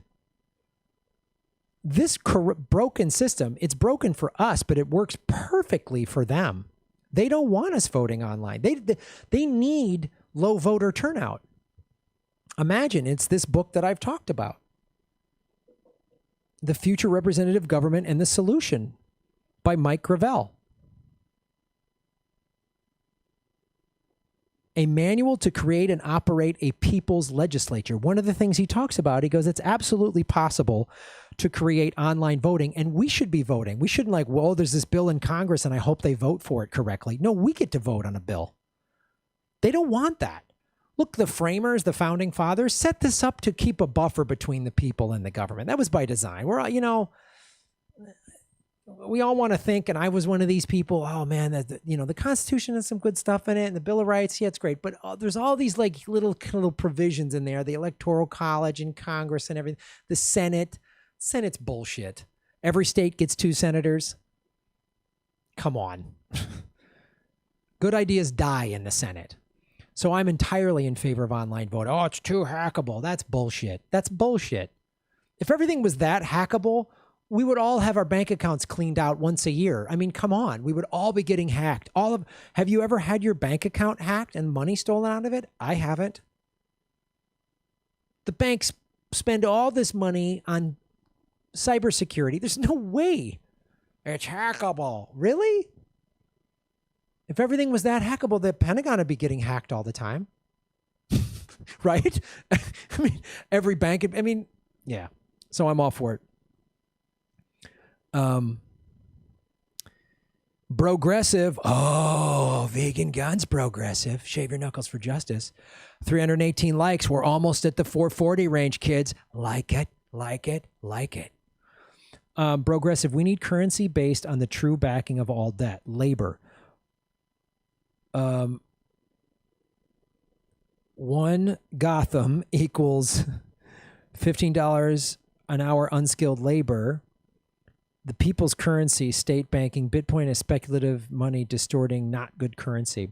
It's an interesting debate. Yeah, I mean, look, I'm all for, look, we tried to get a people's bank here in Los Angeles. It was voted down, and I hope the bill comes back again because I want to vote for it. We've talked about what people's banking can do. I'm all for it. I mean, as Rosie said, she said, get your money out of the big banks, get it into, you know, credit unions and people's banks and out of the big banks. I think for me, I'm going to get everything out of the big banks and I'm going to spread it out between crypto and credit unions or people's, whenever, as soon as they pass the law for a people's bank in LA, I'm on it. I'm on it. So, crypto is speculative. It does go up and down, and it's like a stock almost. So, that's a valid point. Thanks for bringing that up. What a great discussion. See, we have her on the show. We get into a good discussion. It's awesome. That's what I love about this. You guys are smart, bring up good ideas. We're going to talk it out, man.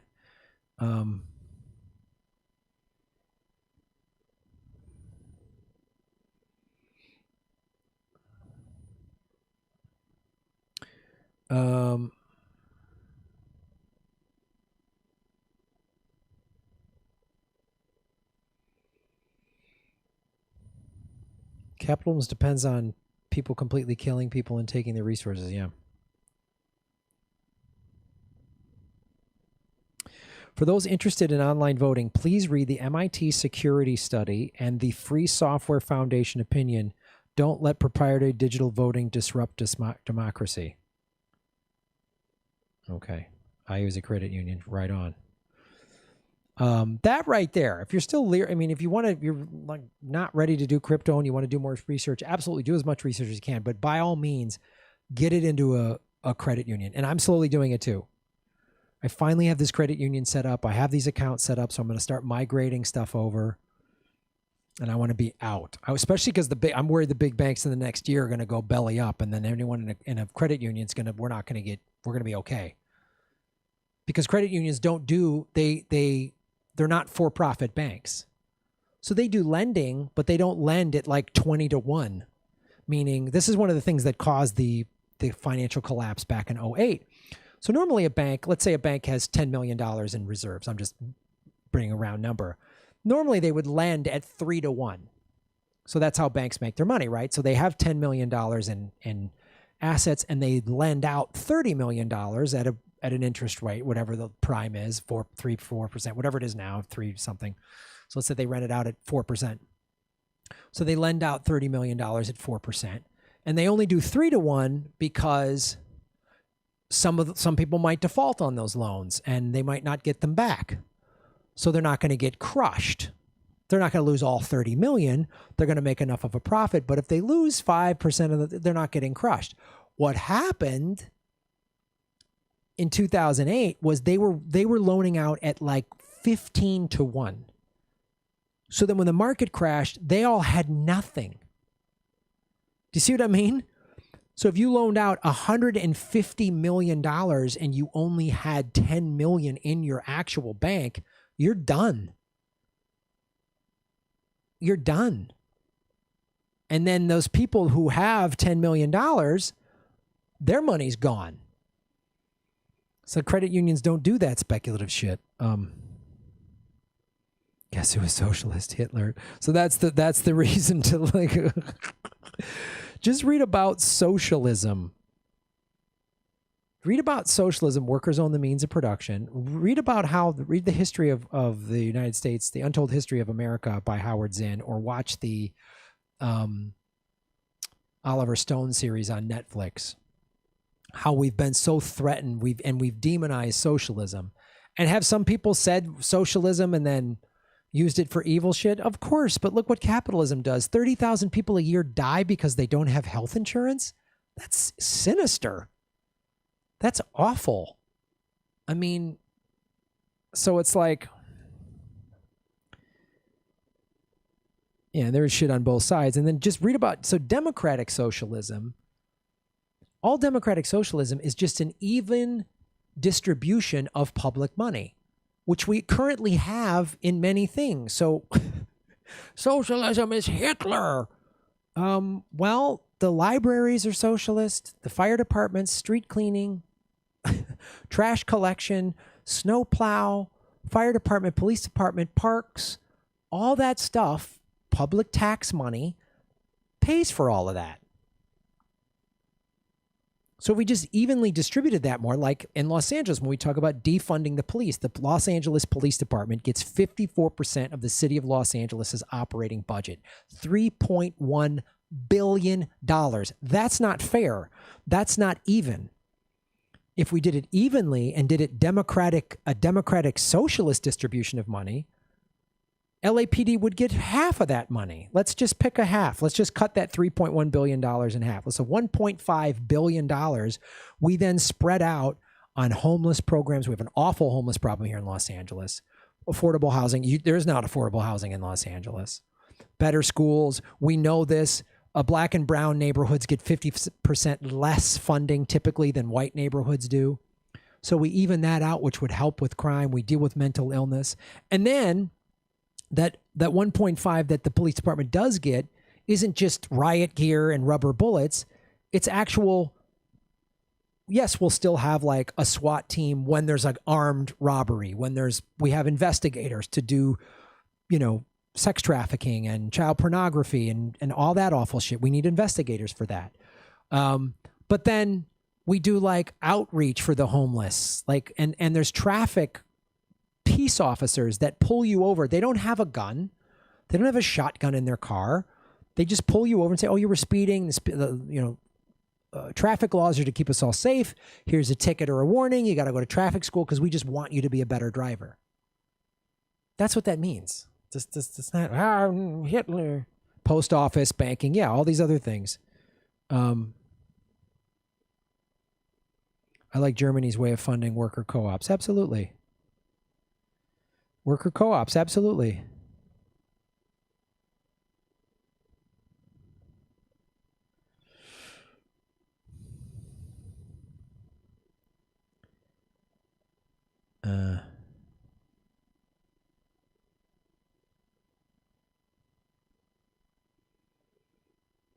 What's up, Annabelle? I got your Tim Tams and everything in the mail. Thank you for the candies and sweets. I can't eat a lot of sugar, so I had like 2 Tim Tams, which I love, and I'm gonna give the other stuff to the homeless. But thank you, I love them. I could eat a sleeve of Tim Tams in about 3 minutes.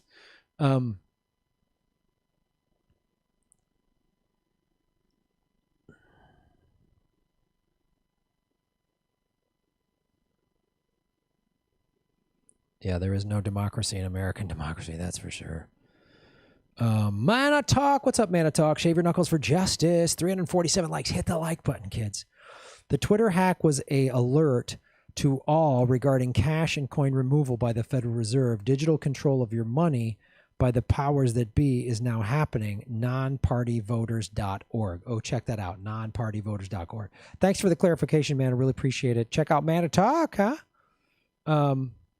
Mad Ass, Shave your knuckles for justice. Cool shirt, dude. Digging it. Super progressives, yeah. They do this stuff. They put these people on it. It's cool. It's cool. Mad Ass, Shave your knuckles for justice. Can you help me understand workers' own means of production? With socialism, it is not government owned. I guess I'm mixing it up with old world communism. Thanks. Yeah, no worries, man. Don't feel bad. Look, we're all lied to. That socialism equals Stalin-era communism. We've all been lied to. We've all been lied to. So my understanding of workers own the means of production is just a worker-owned cooperative. So instead of, let's say, there's a co-op by me. It's a store, right? It's a grocery store. So let's look at a traditional grocery store versus a worker cooperative, right? So a traditional grocery store, you go work at that grocery store. Let's call Safeway or one of those chains. Ralph's in California, Jewel in the Chicago area, but let's Safeway, whatever, Piggly Wiggly, one of those stores, right? You go there and you get paid to work there, right? Let's just pick a number. You're paid $10 an hour to work at the grocery store. And you don't own any part of that grocery store. The profitability of that grocery store only affects you in the sense that if it really lose profitability, you might lose your job if they got to do layoffs. But You work 40 hours a week, you get your paycheck, that's it. A worker cooperative means you're a part owner in the company. So you then have a better vested interest. It's a difference between like renting and owning a property, right? Like in a worker cooperative, the workers own, they're all part owners in the company. So they have a vested interest in making sure that everything runs well. See what I mean? Like, and when you go into like the co-op by me, everybody's nice and friendly. Some of the regular grocery stores I go to on occasion, some of the people are nice, but you can, there's a distinct difference. When I go to like the co-op by me, they're like, oh, let me show you, let me tell you this. And they will ask you and show you, I think we got it here. Hold on, let me check in the back. They don't just go, aisle 6, and that's the thing. And think about it. If you went to work and you were a part owner in that company, you would care more about that company. And then all of the workers who are owners, who own the means of production, can have a say in how it's run. Again, going back to the person that just shows up at the Safeway and gets $10 an hour, if management goes, we're going to change this, you're just like, what? You have no say in it. Workers owning the means of production go, wait a minute, all the employees want to talk about this. We want to have a vote. We want to have a say. So the profitability of this store is important to us, and the workers' hours, and somebody goes, well, I have, I need childcare. We need to work around this. Whatever the issues are, all of the workers get a say in it. If you're just an employee, you have very little say. We don't like what's going on. Fine, you're fired. We'll replace you. Fuck you. Yeah. And if anyone out there in the chat has some like good like introductory books on socialism, put them in the chat for Matt and anyone else to read them. But Matt, dude, I got to say, man, you come on this show and you ask a lot of questions, and obviously you come from, it sounds like, more of a conservative or libertarian background, which is great, but you're so willing to hear, you introduce stuff like other people in the chat, oh, you're crazy, you're like, they just flip the fuck out, and you just bring up and ask questions, and you're willing to hear a different point of view, and you bring up this different points of view, and folks such as yourself, and there's many in this chat, I love what you bring to this chat. You bring this, let's have this discussion. Let's have even the debate rather than the all cap, freak out, I'm nuts. Like we always going to have those wing birds. So thanks, man. Thanks for being willing to learn, and thanks for putting stuff out there saying, well, wait a minute, I thought it was this. You are coming here to want to open your perspective. And same here. I just want to get it right. I want to open my perspective. That's why I had Rosie on the show. I want to learn more about crypto. If somehow capitalism can be saved, great, more power to you. Socialism Seriously is a great book. Thank you. Cool. Asking questions is good, right? I love the idea of co-ops there aren't enough. Read Engels. That's why we aren't asking communism, but socialism. Nice. Look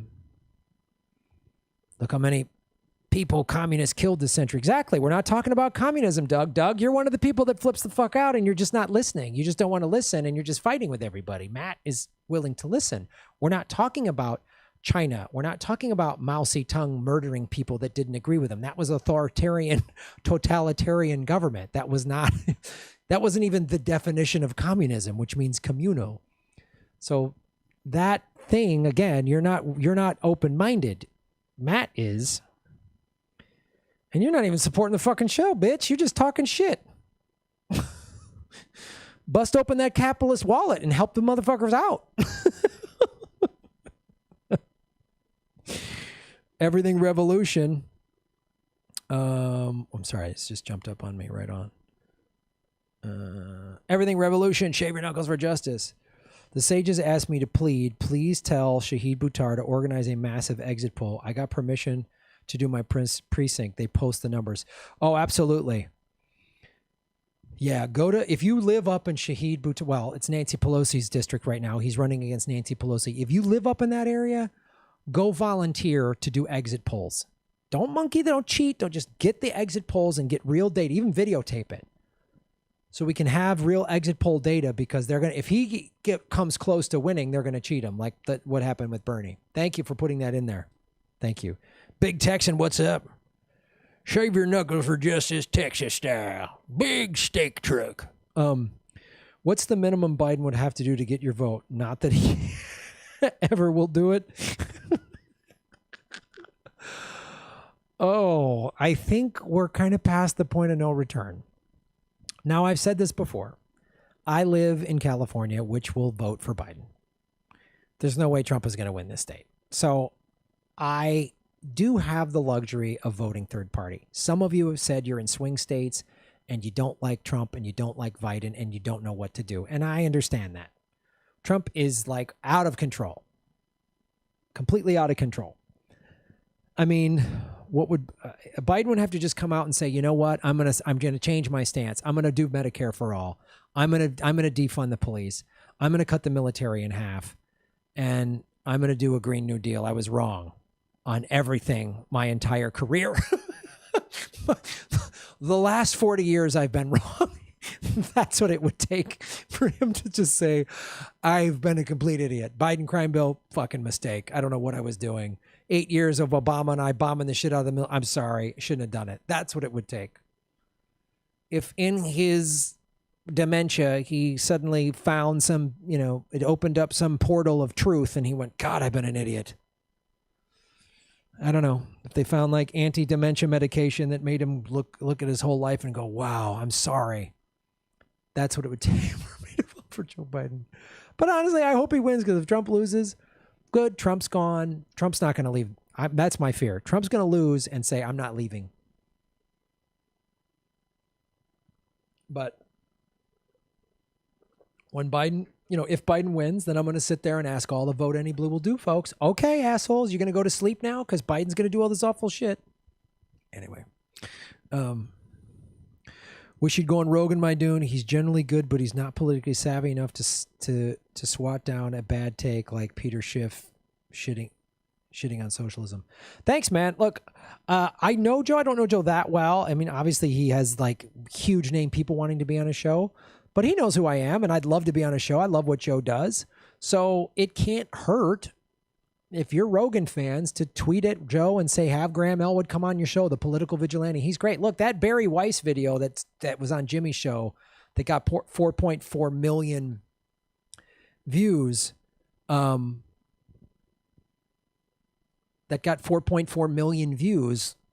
Joe, it's us watching Joe Rogan, and he saw it. I mean, he texted Jimmy. It was like, this is awesome. So he knows who we are. I'd love to be on the show. Maybe if Ron and I were on. But yeah, it helps if you guys go, man, you got to have Graham Elwood on the show, the political vigilante. I got 70,000 subscribers. All that stuff helps. He's getting inundated. The guy who books his show has seen Ron and I perform. He's a really cool guy. He saw us perform in Tucson. So it can't hurt. If you guys reach out, it can't hurt. But he's getting bugged by everybody. So I don't want to be the like, hey, come on, Joe. Let me. I'd love to be on the show because I love the discussions he has on this show. And I know what I'm talking about with a lot of stuff. Peter Schiff is a turd sandwich. Mona Carmona, what's up, Mona? How you doing, sweetie? Haven't seen you in a while. Thanks for joining the show. Hey, Graham, I got your tea a while back. Haven't tried it, but I love my tin. Anyway, just wanted to say you're amazing. So are you. Oh, good news, tea lovers. The second round, Vigilante, The Dark Knight, is going to be ready. I just got it in the mail yesterday. I tried it this morning. Oh, so good. It's a fruit-flavored black tea. Black tea's a little more caffeine. It's good. Boom. It's going to be awesome. I love this tea. I love the green tea. I'm a big green tea guy, but this is a beautiful black tea, and it's got some fruit in there. It's so good. It's going to come in a slightly bigger silver tin because the leaves are bigger. So if we put it in the same size tin, but it's going to be this cool silver tin with the Vigilante logo on it. I will only do 50 again. They'll be numbered, so they're collector's items. And I'm going to do my DVDs. I'm going to put them on sale for $10. And then if you buy a tin of tea, you can add a DVD for $5. $25 out the door. You get a tea and a DVD, free shipping. Boom, boom, boom. Trump and Biden are both shit stains on the fabric of the universe.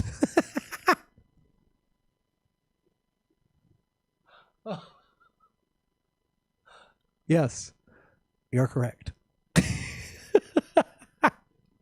384 likes. Oh, Jesus Christ, that's fucking funny. Fan of fanfics? Shave them. You're making Gotham great again. Capitalism, purposely killing countries like Venezuela. Also capitalism, blaming socialism for the killing of countries like Venezuela. Yeah, I know. When we sanction Venezuela, we cause this economic strife and all these problems. We cause it through sanctions. And then we go, oh, see, says socialism doesn't work. What? Phantomus Fanto.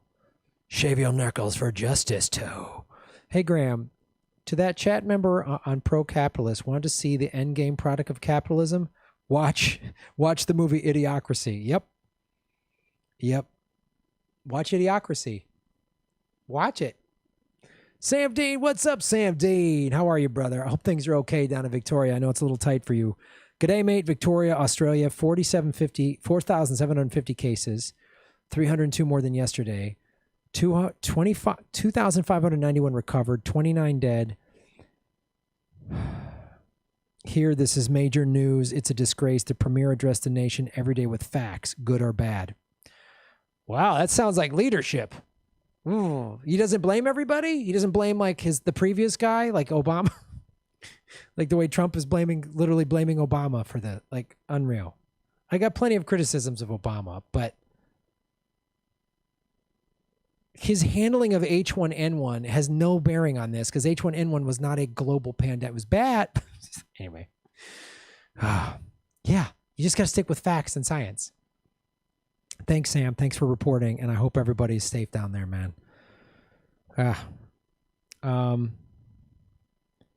Matt S. What's up, Matt? Shave your knuckles for justice. I'm switching the mic hand to give you another different knuckle shaving. What? That didn't make sense. As always, Graham, I love educating myself as a capitalist with your show. Really appreciate it, man. Thanks, dude. It's so cool. It's so cool you do that. It's so cool people come on here and want to share ideas and are willing to be open to it. I love it. Thanks, dude. And that's why, look, I just try to get it right. And there's certain just opinions I have that are just personal preferences or whatever. But like, hey, man, when I had the guy on talking about thorium nuclear, I didn't know about it. And I was pretty set in my ways about nuclear energy. And I opened my mind to it. So thank you. Thank you for having an open mind. It's so cool, right? We can have these cool discussions and come up with the best plan. Pancho El Carnivoro. Boom. Thanks for supporting the show. Greetings from Mexico. We are very happy with our leftist president, AMLO. We hope the USA will soon turn to the real progressive politics. Awesome. Thanks for sharing that. Populist leftist policy helps everybody. And the masses want it. The working class, which is just about everybody, wants it, which is why they've always crushed it, which is why the 1% has always clamped down on it. Always.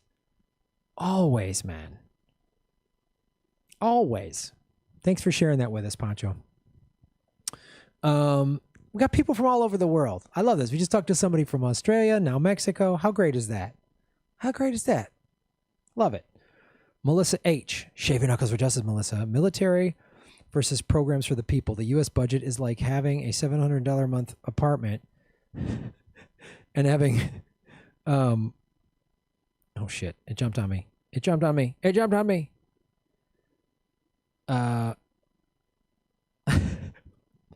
Military versus programs for the people. The U.S. budget is like living in a $700,000 a month apartment and having $10,000 a month security system. Love you, Graham. Right on.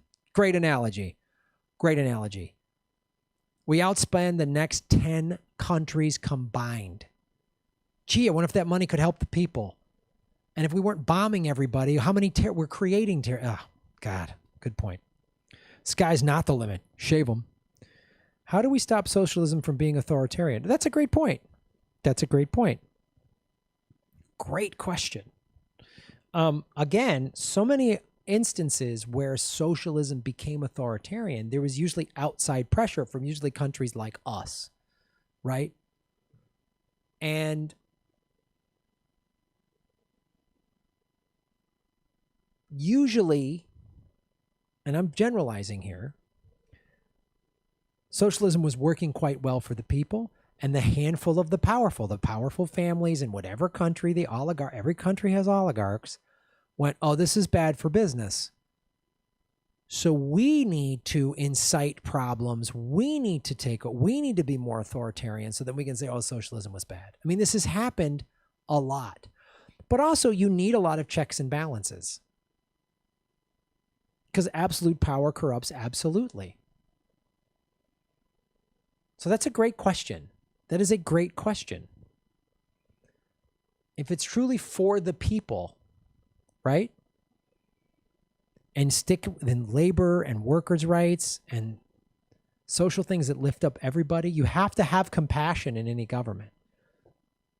If it's just about power and this group getting theirs and then fuck the other group, we got to have compassion. We have to have a desire. Everyone has to be like, we got to help the most vulnerable person. We got to help the people who are struggling. We all have to help.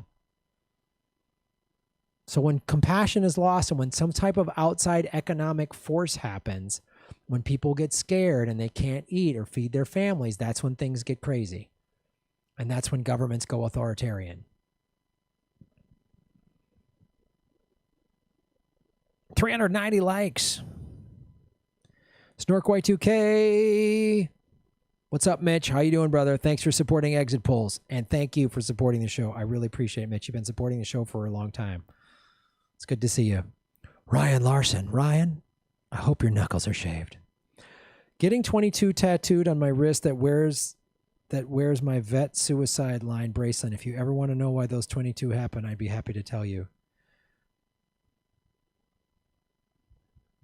Oh.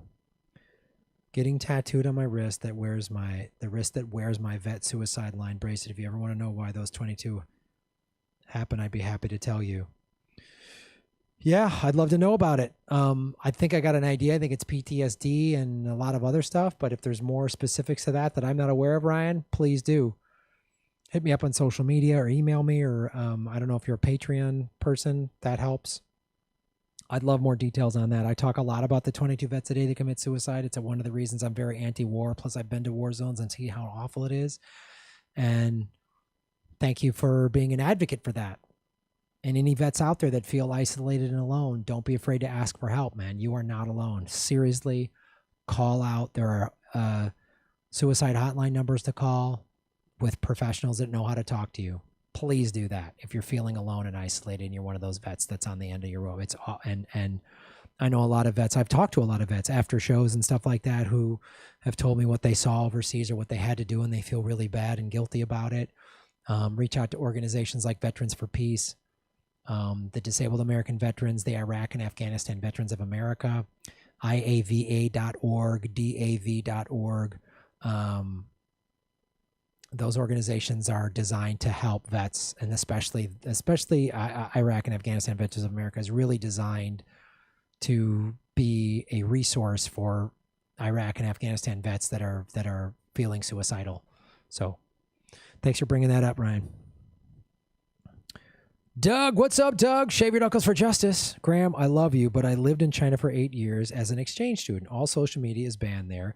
You wouldn't be able to have your show there. Just pointing out the irony. Again, Doug, that is communist China, an authoritarian government. I'm not in favor of that. When I say socialism and spending our money equally and workers owning the means of production, I'm not saying, yes, I want to live with the Chinese communist government. I love you, Doug, but you're having a hard time hearing this. I say socialism. I say workers own the means of production. I say democratic socialism, a more even distribution of society. And you spend $10, which I appreciate, to tell me about authoritarian China. Do you see the disconnect?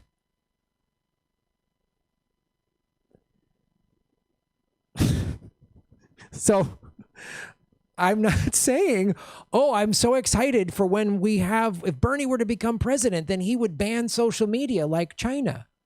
Let's look at our social media. Let's look at the fact that our capitalism we don't have freedom of speech. These unelected tech billionaires like Zuckerberg get to do whatever they want. I've done videos on high private intelligence people. There's a guy from military intelligence, MI6 from England, is one of the top executives at Twitter. And they can just indiscriminately decide who gets a Twitter account and who doesn't. We've seen Facebook let white nationalists post on there, but anyone that's pro-Palestine, they get pulled off. That's censorship. And that's censorship that's motivated by capitalism. So we're probably in agreement, Doug. When I want to cut the LAPD budget in half and give it to more social programs and completely retrain and refund our police with that half budget, it's for the same reason you don't like the authoritarian communist Chinese government. I don't like the authoritarian LAPD. I don't like that the NSA is listening right now. I don't like that Google, which owns YouTube, that's been working with the CIA since 2011, can just throttle this show. I just crossed 70,000 subscribers. I was at 69,000 subscribers for 5 fucking weeks. That defies logic. It is a statistical improbability. That's our good old free market capitalism, Doug. Do you see the difference? We're on the same page, friend. When I say socialism and you hear China, that's on you, buddy. Thank you for supporting the show, but I don't know how much more clear I need to make this. Socialism, not totalitarian communism. Amit Campbell. What's up, Amit? Good to see you, brother. I haven't seen you in a while. Kyle Kalinski's in your t-shirt got Green Lantern. I feel bad for him. Yeah, Green Lantern. That movie was rough, dude. I made fun of it. I went after it really hard on Comedy Film Nerds. Annabelle Corley. What's up, Annabelle? Shaving Knuckles for Justice. I don't generally eat a lot of candy either, but right now I'm all about treats.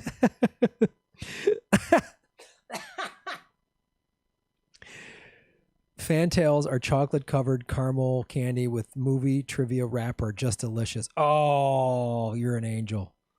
I kept some of those. Thank you, Annabelle. I got this. I was like, this Australian food company. I was like, what? But it was like in Ohio. I was like, how did this? So thank you so much. Very sweet. Very sweet. Folks, a great way to support the show. You can go to my P.O. Box. It's on my website, GrahamElwood.com. People have sent me all kinds of cool stuff, T-shirts, all kinds of cool stuff. Some people feel more comfortable donating that way with a check, money order, whatever. Some people just wrap, cash, and I think, whatever. However you want to support the show, I appreciate it. I know and that's why I give you many options. So go to GrahamElwood.com. You can buy products on the site. Everything ships for free. I use Union Labor, the post office, socialist organization. Everybody gets the post office. Everybody gets mail. The postal carriers come to every home. Everybody gets it. You get a stamp, you put it in a thing, it goes where you send it. Union Labor. Harry C. Smith, Shaver Knuckles for Justice. If Biden gave you a BJ, would that get your vote? Oh God, dear Lord, Harry. God, that's horrific. That's horrific. Oh God. Thanks, Harry. I'm not going to get a boner for a year now.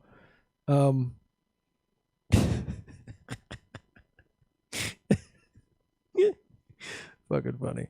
Seth Peterson, what's up, brother? Shave your knuckles for justice. Love you. Love all you do, Graham. I'm afraid we are doomed unless we have a massive movement against the abominable system. The powers that be don't give a shit about us. The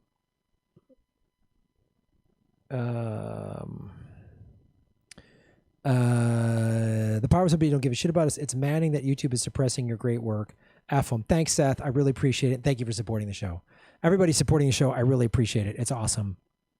And when you can throw a bigger amount like Seth's doing, you're helping out people that are struggling with money right now. So thank you so much. I love doing it. Even though YouTube's suppressing me, I'm still doing it. I'm putting all my videos on Rockfin as well, which is a blockchain cryptocurrency platform, rockfin.com/GrahamElwood. So thanks. I keep going, man. Even with all the suppressing, we still just crossed 70,000 subscribers. Without the suppressing, I would have 150 to 200,000 subscribers. I go live 5 days a week and put 3 fucking videos a day on. I do 15 to 20 clips a week I drop. What more do I got to do? But yeah, man. And with folks like you supporting the show, that's why I keep going. So even with YouTube's bullshit, you all supporting me here on the super chats at patreon.com, Rockfin, you do the PayPal donation button on my website, the PO, whatever. You all support me in so many great ways. Even just sharing my videos, I appreciate that. So you are keeping me going. They want me to stop. They want me to throttle. They want, but you guys keep me going. So I cannot thank you enough. It just warms my heart. John Coyne, shave him, Johnny. Graham, have you ever seen the Doc Gasland where a guy turns on his tap water and lights a match and the water coming out of his tap is on fire? LOL, what the fuck? Yeah. I've seen clips of it. Yeah, I'm well aware of that. I know that there's like over 1,000 cities that have water as contaminated, if not more contaminated than Flint, Michigan, which has been contaminated for 6 years now. Yeah, it's horrific. There's more free market capitalism. Isn't it great? Yeah, it's awful, dude. It's awful.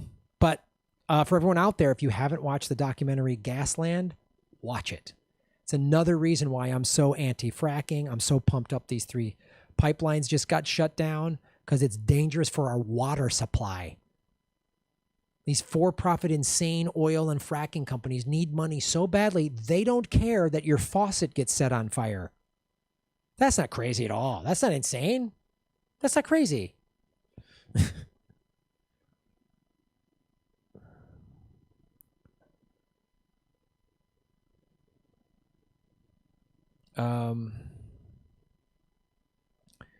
Vegan Vero, shave your knuckles for justice. Hello from France. Our neolib president is killing every fabric of our post-World War II social programs, including our healthcare system.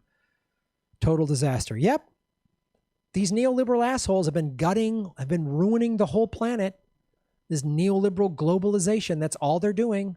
All these great social programs that all these European countries had post-World War II. This great free healthcare, free college, free, all this great stuff. They got to gut it, and they're coming in, and the corporations are awful. We need to stop them. Another reason how capitalism is destroying the planet. Oh, man. Matt S. Shave your knuckles for justice, Matt. I'm so on board with massively chopping the military budget for social programs. Oh, shit, Graham, you've infected me. Oh, dude, welcome to the Vigilante cult. Now you're saying crazy shit like cut the military budget for social programs. You've been infected with vegan socialism. Oh, thanks, Matt. I appreciate it. Fan of fanfics? What's up? Every rational part of my brain knows that if Biden wins, Dems will still chastise progressives and say that Biden is better than Trump. Dems will use Trump to squash criticism for the next century. Well, I tell you what, if Biden, you're right. Yes. But if Biden wins, I will be even louder on all of his bullshit. And I'll say, hey, Democrats, hey, people, look what happened. Oh, he's better. Don't tell me, oh, he's better than Trump. He's still ruining all this stuff. So this is it, just a half click better than Trump? And you're just going to fold? He won't defund the police. He's spending more money on war. I'm going to call him out. I will always have a show because there'll always be idiots in the corporate media that fuel the dumb propaganda on the right and the left. You know?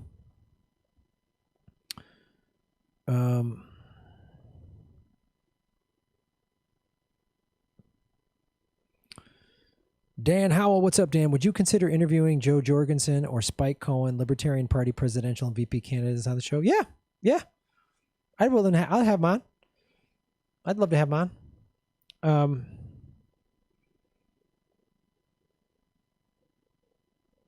Have him reach out to me. Matt, we've infected your brain with our lefty nonsense. Watch out, Matt. Can you point out a nation that has nailed democratic socialism, and so is it possible to adapt that in our massive multicultural USA? You rock. Thanks. I think there's a lot of countries in Western Europe that have used democratic socialism, that have high standard of living, that have great health care, that have great social programs. I just talked about Finland, right? Who came up with this housing first homeless program. And they had a bad homeless program or a bad homeless problem in there. And they were using the traditional, and I've talked about this before with homelessness. So there's a catch-22, right? So in order to get a home, you need to get a job, but you can't get a job unless you got a permanent address, right? So that's how people are trapped in homelessness.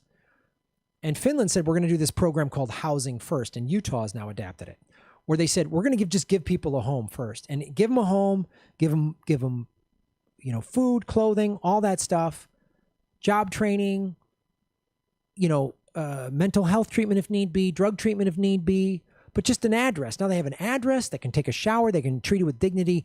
Now they can go get a job. And the success rate is like nuts. It was like something 4 out of 5. Just it's great.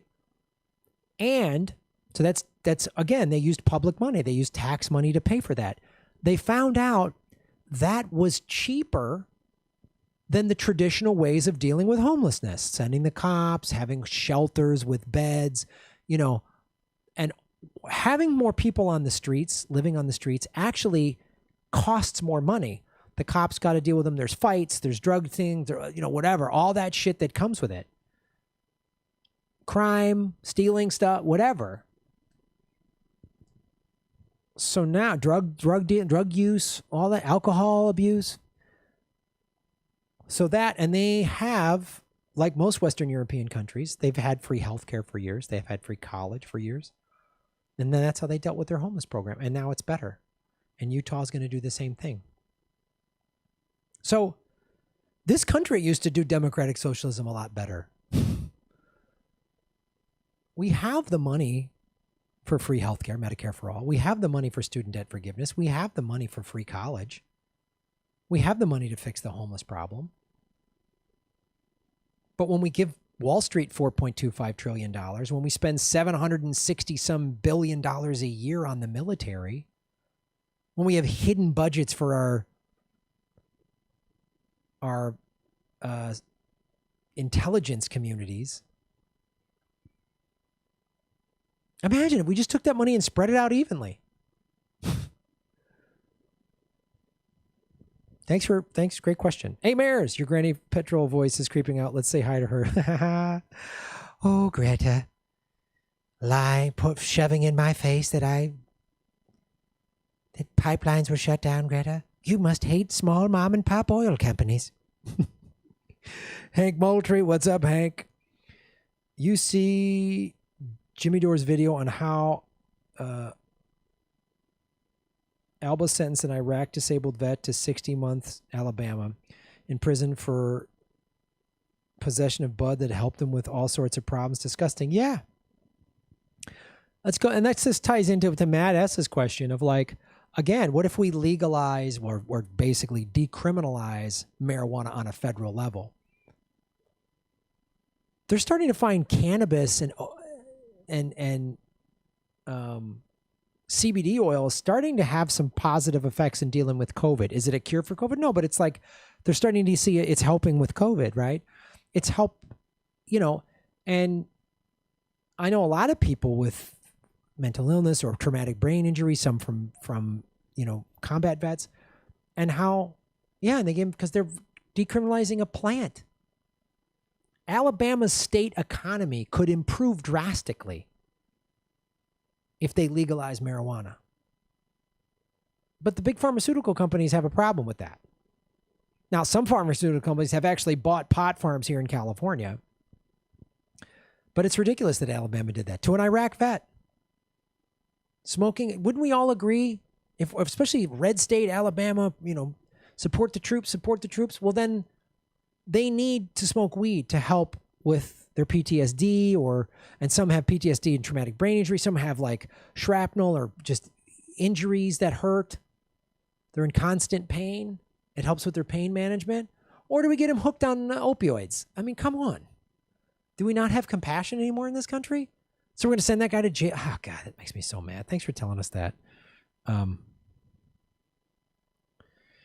And Prohibition is right. Monted Grunk, shave your knuckles for justice. Question for all. If Biden streaked naked across the White House lawn yelling, "I'm the Lizard Queen," would you vote for him? I would. Well, now I would. Now I would. Now I'm in. If he does that, I'm in. Progressive, shave your knuckles for justice. Merch ideogram, Ghislaine Maxwell, the political vigilante, thumb drives. Yeah, but then if you own one, you might find a paper t-shirt around your neck late at night. That's the only downside to that. Vegan Vero, shave 'em vegan. France used to have the #1 healthcare system in the world. We felt the number 15 because of neoliberals. Yep. Vote those assholes out, man. Vote those assholes out. Raimundo Aguilar Jr. What's up, Raimundo? Thank you so much, brother. Shave your knuckles for justice. Fist bump. Boom, boom, boom, boom. Tiata. What's up, Tiata? Are you making Gotham great again? I think you are. You're my people, man. Thank you for all that you do, and thank you for supporting what I do. You guys come on the show and support what I do. It's fantastic. 430 likes. That's what I'm talking about. That's some kind of vegan gun shit that I'm saying. Matt S. Shave your knuckles for justice. It's all making too much sense to me. I think the capitalism socialism debate is more blended than we like to admit. Yeah, and again, we were all lied to. The ruling class in this country for the last 50 years, since the end of World War II, basically, the Russians were our allies during World War II. There was Hollywood made movies. Gregory Peck paid the Russian brave soldier, and Stalin was depicted as this grandfatherly man. We loved them. And then when, they're going to hurt our hegemony, so we're gonna demonize them. And Stalin did some awful shit. I'm not excusing the awful shit that he did, but we were allies with them and then just said they were bad.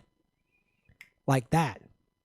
So I was taught as a kid in the 70s and the 80s that socialism was the same thing as like Stalin era totalitarian communism with the Brezhnev, and the Soviets did plenty of bad shit, but like, so anything that was called socialist was automatic, and that was a propaganda thing, man. We've all been propagandized. Like, don't feel bad. We've all been lied to, dude. We've all been lied to. So like, if we just spread the money out more equally, how great would this country be?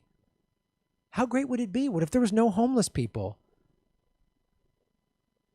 There's no $5,000 a month, 1-bedroom apartments like we have in Los Angeles right now.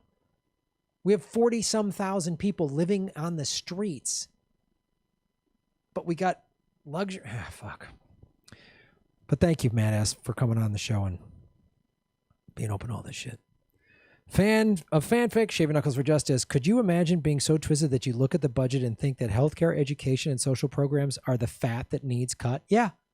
That's our insane thinking. And then it trickles down to the local level. Oh, we don't have money for arts programs and music and school. We got to cut those. What? So we just want to churn out math and science kids that can work for the military? Yeah, probably.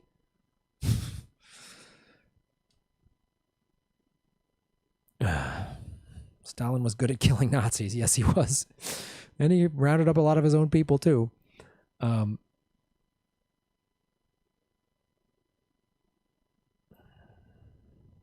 Hitler was funded by U.S. banks. Yeah. 45 years of bad governors in Illinois. Yep. Utopian Graham dream about unicorns. I know, Mares. I'm up there in my rainbow castle thinking like a hippie. Hey, Mares, shave them. What happens when U.S. Pharma inevitably uses money because no one has health care and can't fill prescriptions? Yeah. Huh. That's when we'll get Medicare for all. You have to hurt their bottom line. Again, I talked about the Washington Redskins. That was driven. People have been protesting the Washington Redskins for having a racist mascot for decades. Pressure on FedEx because of George Floyd. All these people have gotten involved. A lot of young kids, millennials and Gen Z said, fuck this.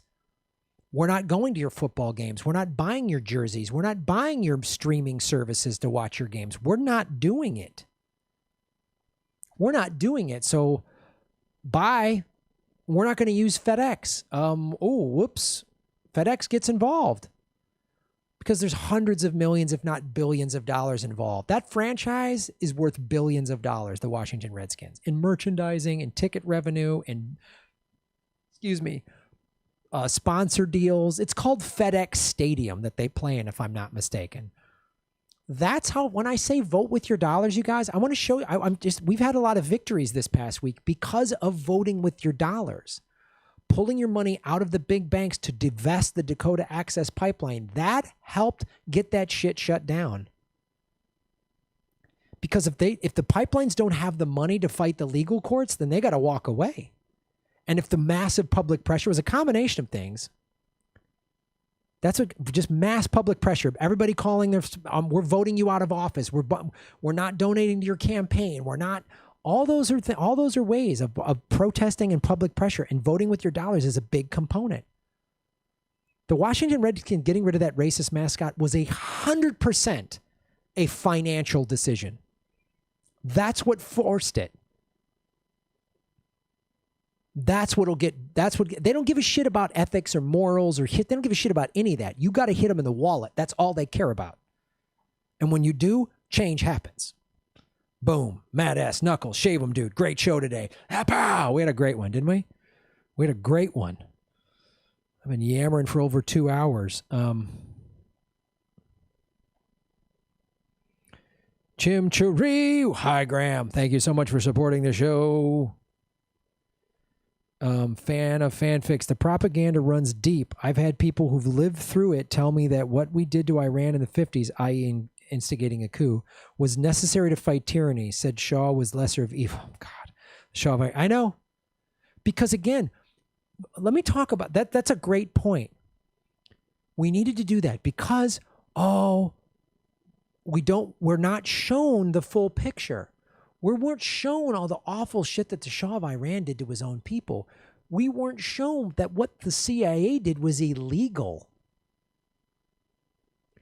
And we're not shown what the CIA really does because the CIA has been working, has had an office set up in Hollywood since the late 40s. Tell me a movie that really shows how awful the CIA is. They're always depicted as the good guys. 3 Days of the Condor is like the only one that comes to mind. Look, the Jack Ryan series on Hulu, Amazon Prime or whatever. I think it's Amazon Prime. Yeah. Because the CIA paid Jeff Bezos $600 million to host the CIA servers. So then, of course, for $600 million, Amazon is going to do pro-CIA content on its streaming service. So when the Ayatollah came to power and the Iran hostage thing happened, rather than say, hey, we helped create this disaster, we just said, oh, the Iranians are... The hostage thing was awful. But again, we don't look at the events that created that. The Ayatollah, as a young man in the 50s, saw his parents tortured by the Shah's death squads, basically, his secret police. That's what radicalized him to become a Muslim extremist. We helped the radicalization of Iranians and other Middle Eastern people to become Muslim extremists. We helped that because we needed their oil. The propaganda runs so deep, man. I didn't know the Soviet Union lost 20 million people during World War II. Millions, 4 or 5 million soldiers, and then like 15 million or something civilians. I didn't know that because that's not in American history books. That's not in American movies about World War II. It's always just the Americans as the heroes. Saving Private Ryan, oh, it's a good movie. Did they meet up with a Russian unit? And how? No, it was D-Day. It was a specific thing. But like, how often have we in the world, all the World War II movies that have been made out of Hollywood, how many of them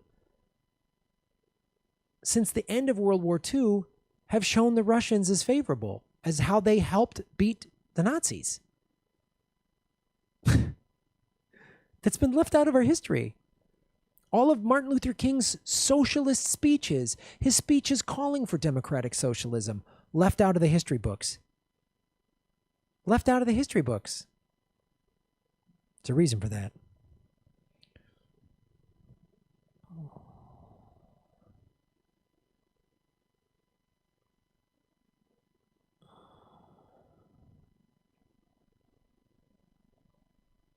Annabelle, what's up, Annabelle? Tim Tammet, shave your knuckles for justice. How can people with such privilege living in a civil society refuse to address a ever-worsening homeless societal problem? It angers and upsets me on every level. Thank you for your care and coming up with solutions. It should not have to be you. I know. I know. A surfing comedian in his apartment is like, I'm the one that got to do this. Thank you, Annabelle. Yeah, but that's why we do the show, right? So when we talk about the homeless first thing, we find that story out about what happened in Finland and how they're doing it in Utah. The reason why it's important, and thank you for supporting the show. Now all of you, because look, Biden, whatever, it ain't, look, fine. The change is going to happen on the local level. It's going to happen on the local level. That's where it has to happen. I'm going to give you an example right now. We're going to do a segment here. And then I got to go. Holy shit.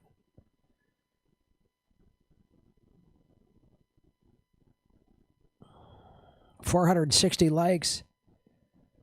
CR, what up from Moss Beach? Vegan guns. Boom. Shave your knuckles for justice.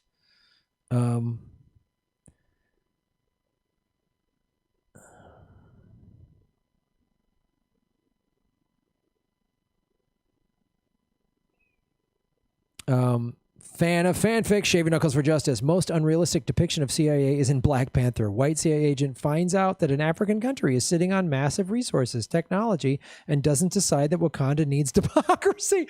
Oh, I know. Oh, Wakanda would have gotten so much democracy if that was this is happening in the real world. They would have gone, we need that. Looks like Wakanda's going to get some democracy. Well, we're going to get a new leader in Wakanda. CIA would have I know.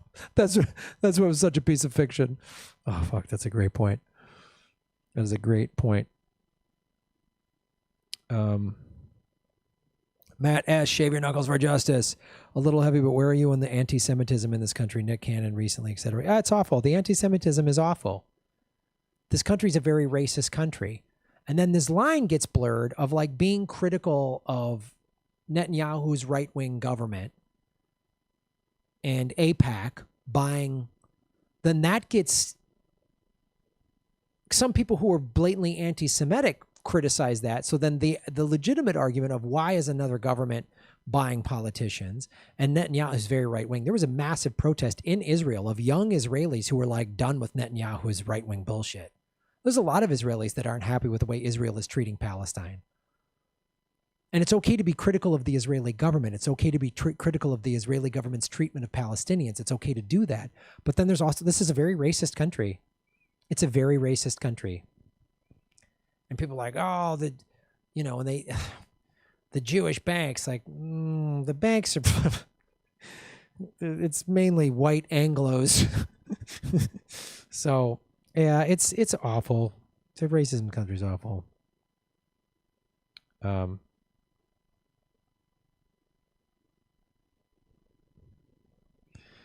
Mark Gack, you know what does my head in? All of our manufacturing here in Australia, and I'm guessing in the U.S. too, has all been sent offshore to China, and now our dumbass leaders want to go to war with them. Yeah, I know. Oh, you guys got all this cheap labor? Great, we'll take it and make our products, and now you're the bad guys because you're economically superior to us? So dumb. So dumb. Big Baby Zuba, shave them. Bim using the RoboCop movies to talk police reform. That's fucking awesome. That is awesome. All right, let me do this segment. Oh, God, it's already 7:30. Holy shit. Been going long, kids. We got a nice, big, fun, hot thing. We got Rosie on the show. It was great. Good socialism discussion.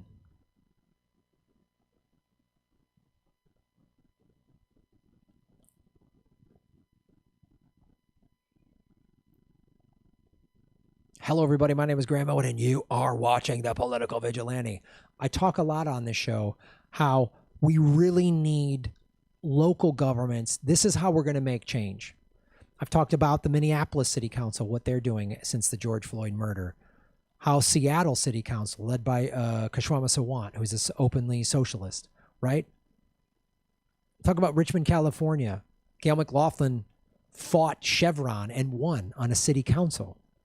So this is why, because it would have been great if Bernie would have won and all these but Joe Biden and even Bernie and AOC and everybody, they've all folded. They're all playing ball with the Pelosi's of the world. So we're not going to see it on a federal level. We need to pressure it from the ground up. So your local community, that's why it's even more important now than ever, because your local city council can do what Asheville, North Carolina just did. Asheville City Council approves reparations plan as Providence explores idea.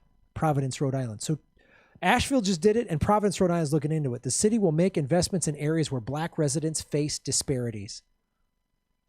We did a show in Asheville, North Carolina 2 years ago. It was fantastic. It was fantastic. Veterans for Peace were there. We had a cool opening act. It was fun. It was a really cool vibe. Asheville's like a hippie mountain town. There's a college there, and it's mostly white. It's mostly white, like lefty, liberal, hippie people. But this is important. This is why getting involved in your local government is important. Sitting around waiting for the Democratic National Committee to get some progressive in the White House ain't going to happen until all the local governments are progressive. This is, and this kind of just don't just think the Democrats are going to save you. They're not. Look, Los Angeles has Democratic mayor. We have a Democratic governor. What have they done? The Asheville City Council voted 7-0 on a resolution Tuesday night that formally apologized to its black residents for the city's role in slavery, discriminatory housing practices, and other racist policies throughout its history. I'm going to do a separate video on this because I'm learning more about this. But when we talk about systemic racism, we talk about laws and policies that were put in place hundreds of years ago. One of the things that I've learned about is the intergenerational transfer of wealth has happened much less to black people because of all of these laws and rules. They couldn't own property, this, that, and the other thing. I think about, like, my grandfather fought in World War I. He came back. It wasn't it wasn't called the GI Bill, but he got some kind of veteran who served money. He got his degree, got a law degree. He could be a small town lawyer. He was a small town lawyer in Illinois, was able to buy a house, and money was left to my mom. We weren't rich, but it was like we were middle class. And that wasn't there for friends of mine who were black. They didn't have that. That's part of the systemic racism with all these laws. The black can own property. They got screwed when even blacks who served in the Civil War and World War I and especially World War II came back and didn't, especially World War II, when they came back and America enjoyed the boom and post-World War II era, a lot of black people were left out of that. So they didn't have a home to leave to their children or a nice retirement plan. That's a big deal. That's how you keep money. That's how intergenerational wealth happens. That's how wealth grows. Your grandfather, a family member passes away, leaves you a little bit of money, 50 grand, 100 grand. That's a big chunk of change. Oh, you use that to put down on a home for your family, and that home appreciates in value. That's how the middle class grew, in mainly for whites. That's white privilege. So this is important. What Asheville is doing is important. The measure also calls for a plan to provide reparations to its black residents in the form of investments in their community. Increasing minority home ownership. What was I just talking about, right? Increasing minority business ownership and career opportunities. Again, you get a little money. You buy a little family business. It's a mom and pop business. Your kids work there. You leave that business to your children, or you sell it for a profit and your kids get you know what I mean? That's how that intergenerational wealth keeps going. And black people in this country haven't had that same opportunity as much. Increasing minority business ownership and career opportunities, and strategies to grow equity and generational wealth. See how important that is? You think about it. I've been doing a lot of analyzing. Wow, all this, I was born middle class. I'm a middle class white guy, but there's a lot of privilege in that. Just my parents telling me, you're going to college. They had 4 kids. Me, my brother, and my 2 sisters, and it was a done deal. They were paying for our college. They're like, if you get into Harvard, you're going to have to get student loans. We can't afford that, but you get into any state school, we can pay for it. That was just done. It was a done deal because they Their parents had money to make sure they went to, like, all of that happened, right? In a statement that the council was looking to embed systemic solutions.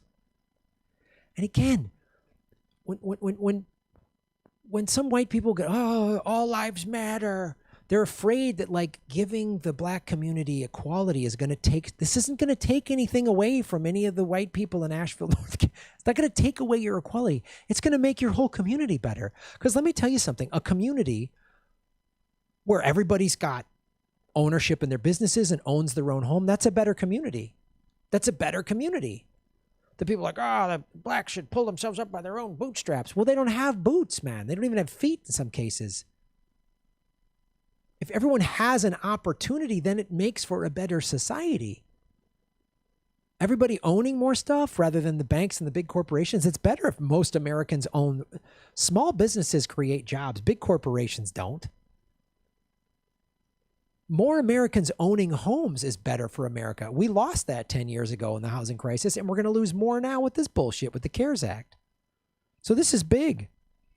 Asheville has a population of 92,870 people, 83%, which is white, according to the census. Minorities own roughly 9.7% of the town's 12,785 businesses.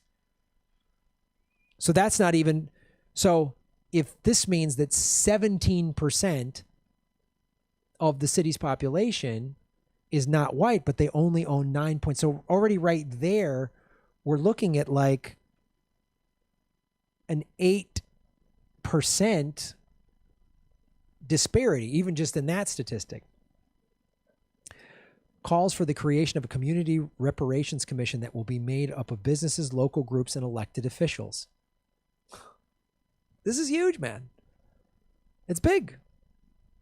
You can do this in your town. Because you know what? They're going to attempt it in Providence, Rhode Island.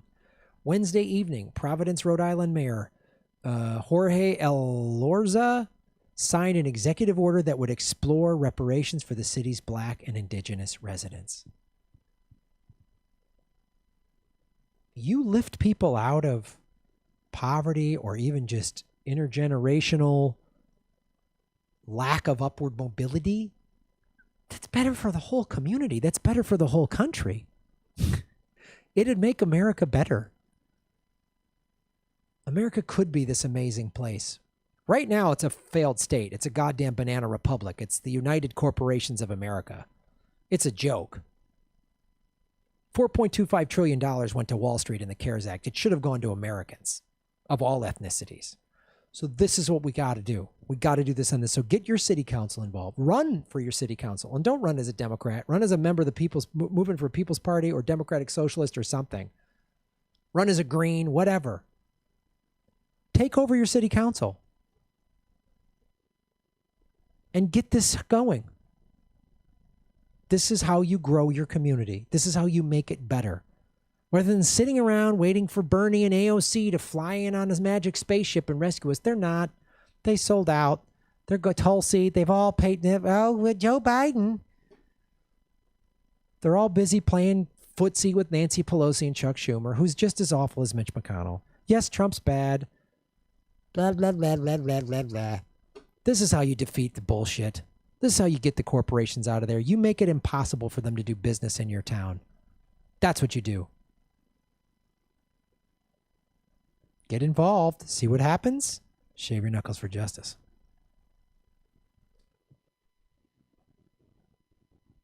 Boom, boom, pow. Big baby super shave your knuckles for justice. RoboCop, my favorite superhero ever. Thoughts? Oh. 475 likes.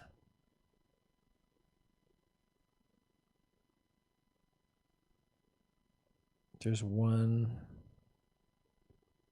I think I missed one of the super chats. Hold on.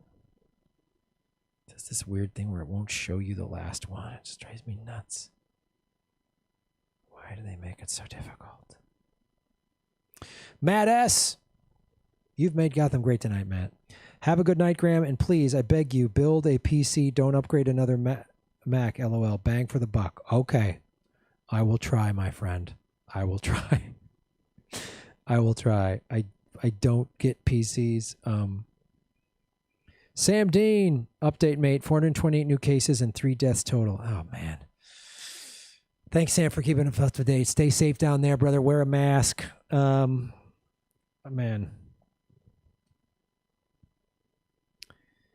Oh. Man. Oh, boy. Thank you so much. All right, everybody. Oh, no, I knew it. I remember what I was going to sing. I'm going to sing Party in the USA by Miley Cyrus as Eddie Vedder. Because I got to go. I've been talking. I'm like losing my voice here. You guys are so great. This is a great stream today. Fucking awesome. 480 likes.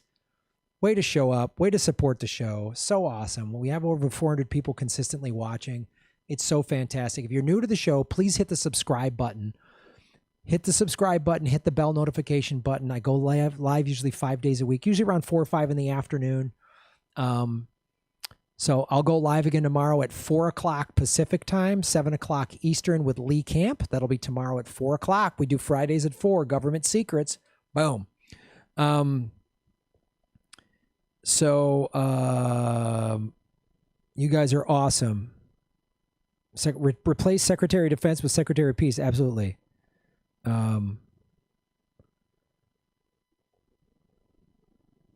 I don't need a payroll tax cut. I need my neighbors to not get evicted. They can't work from home. Yeah, man. I know. Yeah, this was a great chat. Really great discussions, talking socialism, debating it. I love it. I love it. I love it. I love it. Good stuff. And thank you for supporting the show. All right, so I'm going to sing Party in the USA, Miley Cyrus's song, but as Eddie Vedder. And then I'm going to go down and watch the sunset. I don't want to miss the sunsets. I need the sunsets for my soul. Great live chat, kids.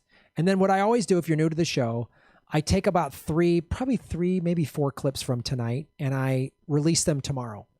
So I give it to my editor tonight with notes, and then she cuts and puts them out tomorrow. My editor is fantastic. She worked for us at the LA Podfest, Part in the USA karaoke. Oh, shit. As Eddie Vedder. And then I put the karaoke. I'm Lil Dicky. Lil Dicky. Call me Dave. And then I put the karaoke on.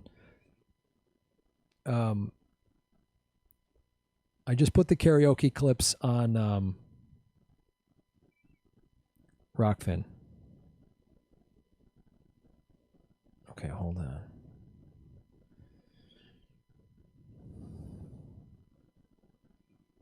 Don't forget there's a comet tonight? Oh, I didn't know that. That's cool.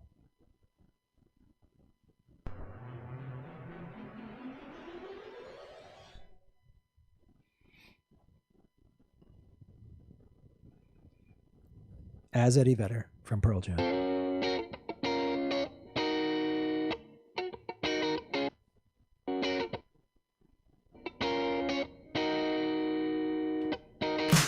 Hopped off the plane at LAX with a dream and my cardigan. Welcome to the land of fame excess. Am I gonna fit in?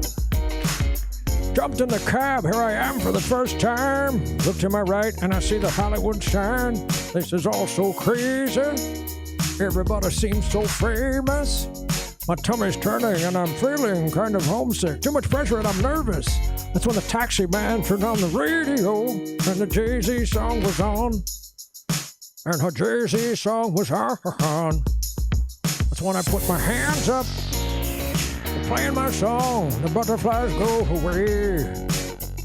Bobbing my head like yeah, moving my hips like yeah. Put my hands up, playing my song. I know it's gonna be okay. Here, here, here, here. It's a party in the USA.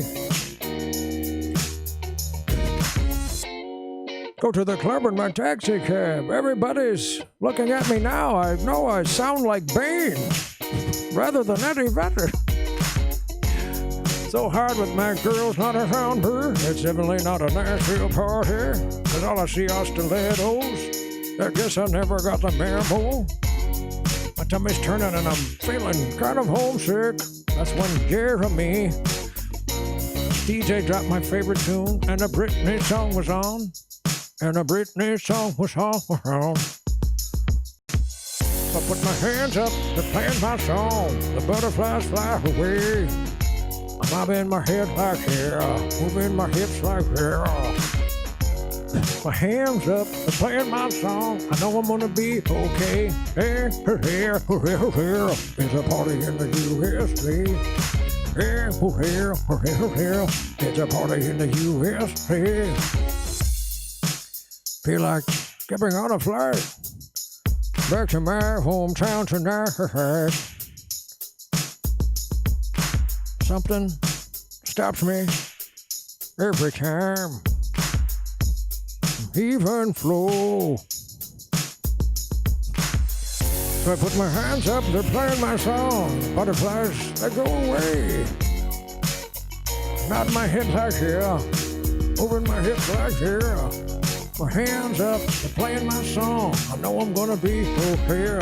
Here, here, here, here. It's a party in the USA. Here, here, here, here. It's a party in the USA. Hands up, they're playing my song. Jeremy took the butterflies away. Not in my head like yeah, even flow like rare. My hands up, yeah, here, here, here. There's a party in the USA. Here, here, here, here. There's a party in the USA. A little bit like Bane. Bane and Eddie Vedder doing Party in the USA. Oh, God. That was inspired by Ron Placone. Inspired by Ron Placone. Oh, did everything freeze up? Everything is completely frozen up. All right. Oh, God. Hold on. Everything's frozen up.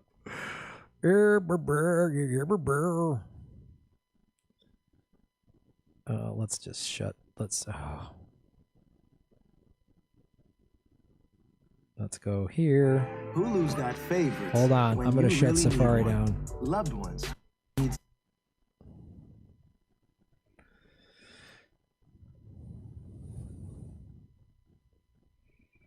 Yeah, that was burning up the CPU, huh? This is running on the story. The Yaz are on point. COVID Party 2020. Oh, shit. You guys are great. You guys are great. COVID Party 2020. Oh, everything froze up. Everything froze up on me.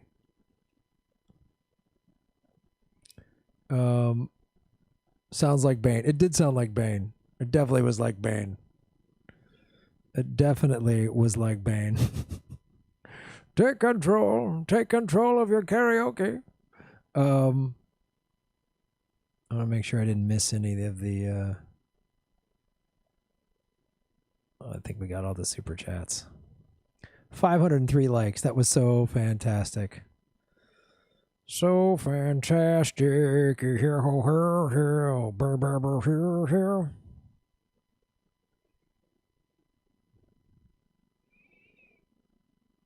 COVID Party 2020. Grammy's so crazy.